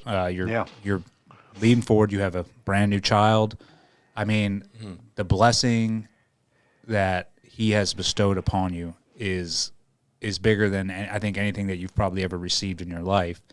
I mean, in my opinion, because I know that's what He did for me, and that's why I'm like, your story is important. And it's not just, I know everybody wants to hear the war stories and like the crazy. That is the most important part of the story to me, is you succumbed and you're like, I can't do this anymore on my own. Like, and I think we all get to that point eventually. Yeah. Of, I don't care how strong of a man you think you are. You wait and see. It will happen at a certain point in your life where you're like, I can't control this anymore. And a lot of us, especially our stubborn ones, he's going to make you succumb in some way or another. Because he loves you. Yeah, because that's how much he loves His you. love is Yeah. greater than anything. Yeah, brother. That is it's a wild story, man. I mean, and Yeah. then, so real quick before we're out of time, because what are you doing now? Yeah, so there's absolute redemption. My criminal case was dismissed, launched to social media, obviously. Right now, pen in a book, got a good deal going on there. But mainly, I got my Warrior Tribe. It's an all men's group, kind of hard to explain, but guys are coming in from all around, congregating from all over, breaking chains of addiction, finding repurpose, busting through all kinds of bad habits. We don't know what we don't know. There's a major accountability aspect that men are leaving a lot on the table, man. And when they come to the Warrior Tribe, I call it a Warrior Tribe. When they come be part of this group that I got going on, they are part of a group of other fellow warriors, all walks of life, that are hungry for more. And we meet up and we do all kinds of cool stuff. And for anybody out there who wants to join that group, they can come and find me on my Instagram page, Mighty Warrior 2023. I know I need to update it, but Mighty Warrior 2023. And just click the link and see what we're all about in my bio, man. And they can join this amazing platform. And we're going to start meeting up yearly. And it's just a story of redemption, man. And the most powerful thing that, like you said, can be said on a podcast like this is the solution. We always identify the problems, but the real solution is through the power of God. And will I get invited to go speak to churches? Probably not. But Jesus wasn't at church. He's going around and he's finding the sick and lost, man. And that's my whole mission now, is to be a lighthouse for his people, man. So I'm just truly honored to be part of this podcast with you guys and to come on here and share my story with you. Oh, brother, it was an honor having you on, man. Yeah. And, Thank you. Yeah, I know. Yeah, I needed to hear that today. Yeah. Yeah, it's a great reminder always to remember he's always watching us, and his love overcomes all. And anytime I slip in my own trials and tribulations since that mind-opening experience with Jesus 3 years ago, anytime I slip back into like, man, getting down or anything like that, I remember what an incredible experience that was to know that, man, he knows the path, literally, that you're walking on right now, wherever you are. If you're sitting in a car, in your house, whatever you're thinking, know that Jesus is there. He's willing to save you. If he saved me, he can save anybody. Amen. Amen. All right, brother. I appreciate you, man. Yes, sir. Yep. God bless. God bless All right. you, man. Out. Great. Awesome.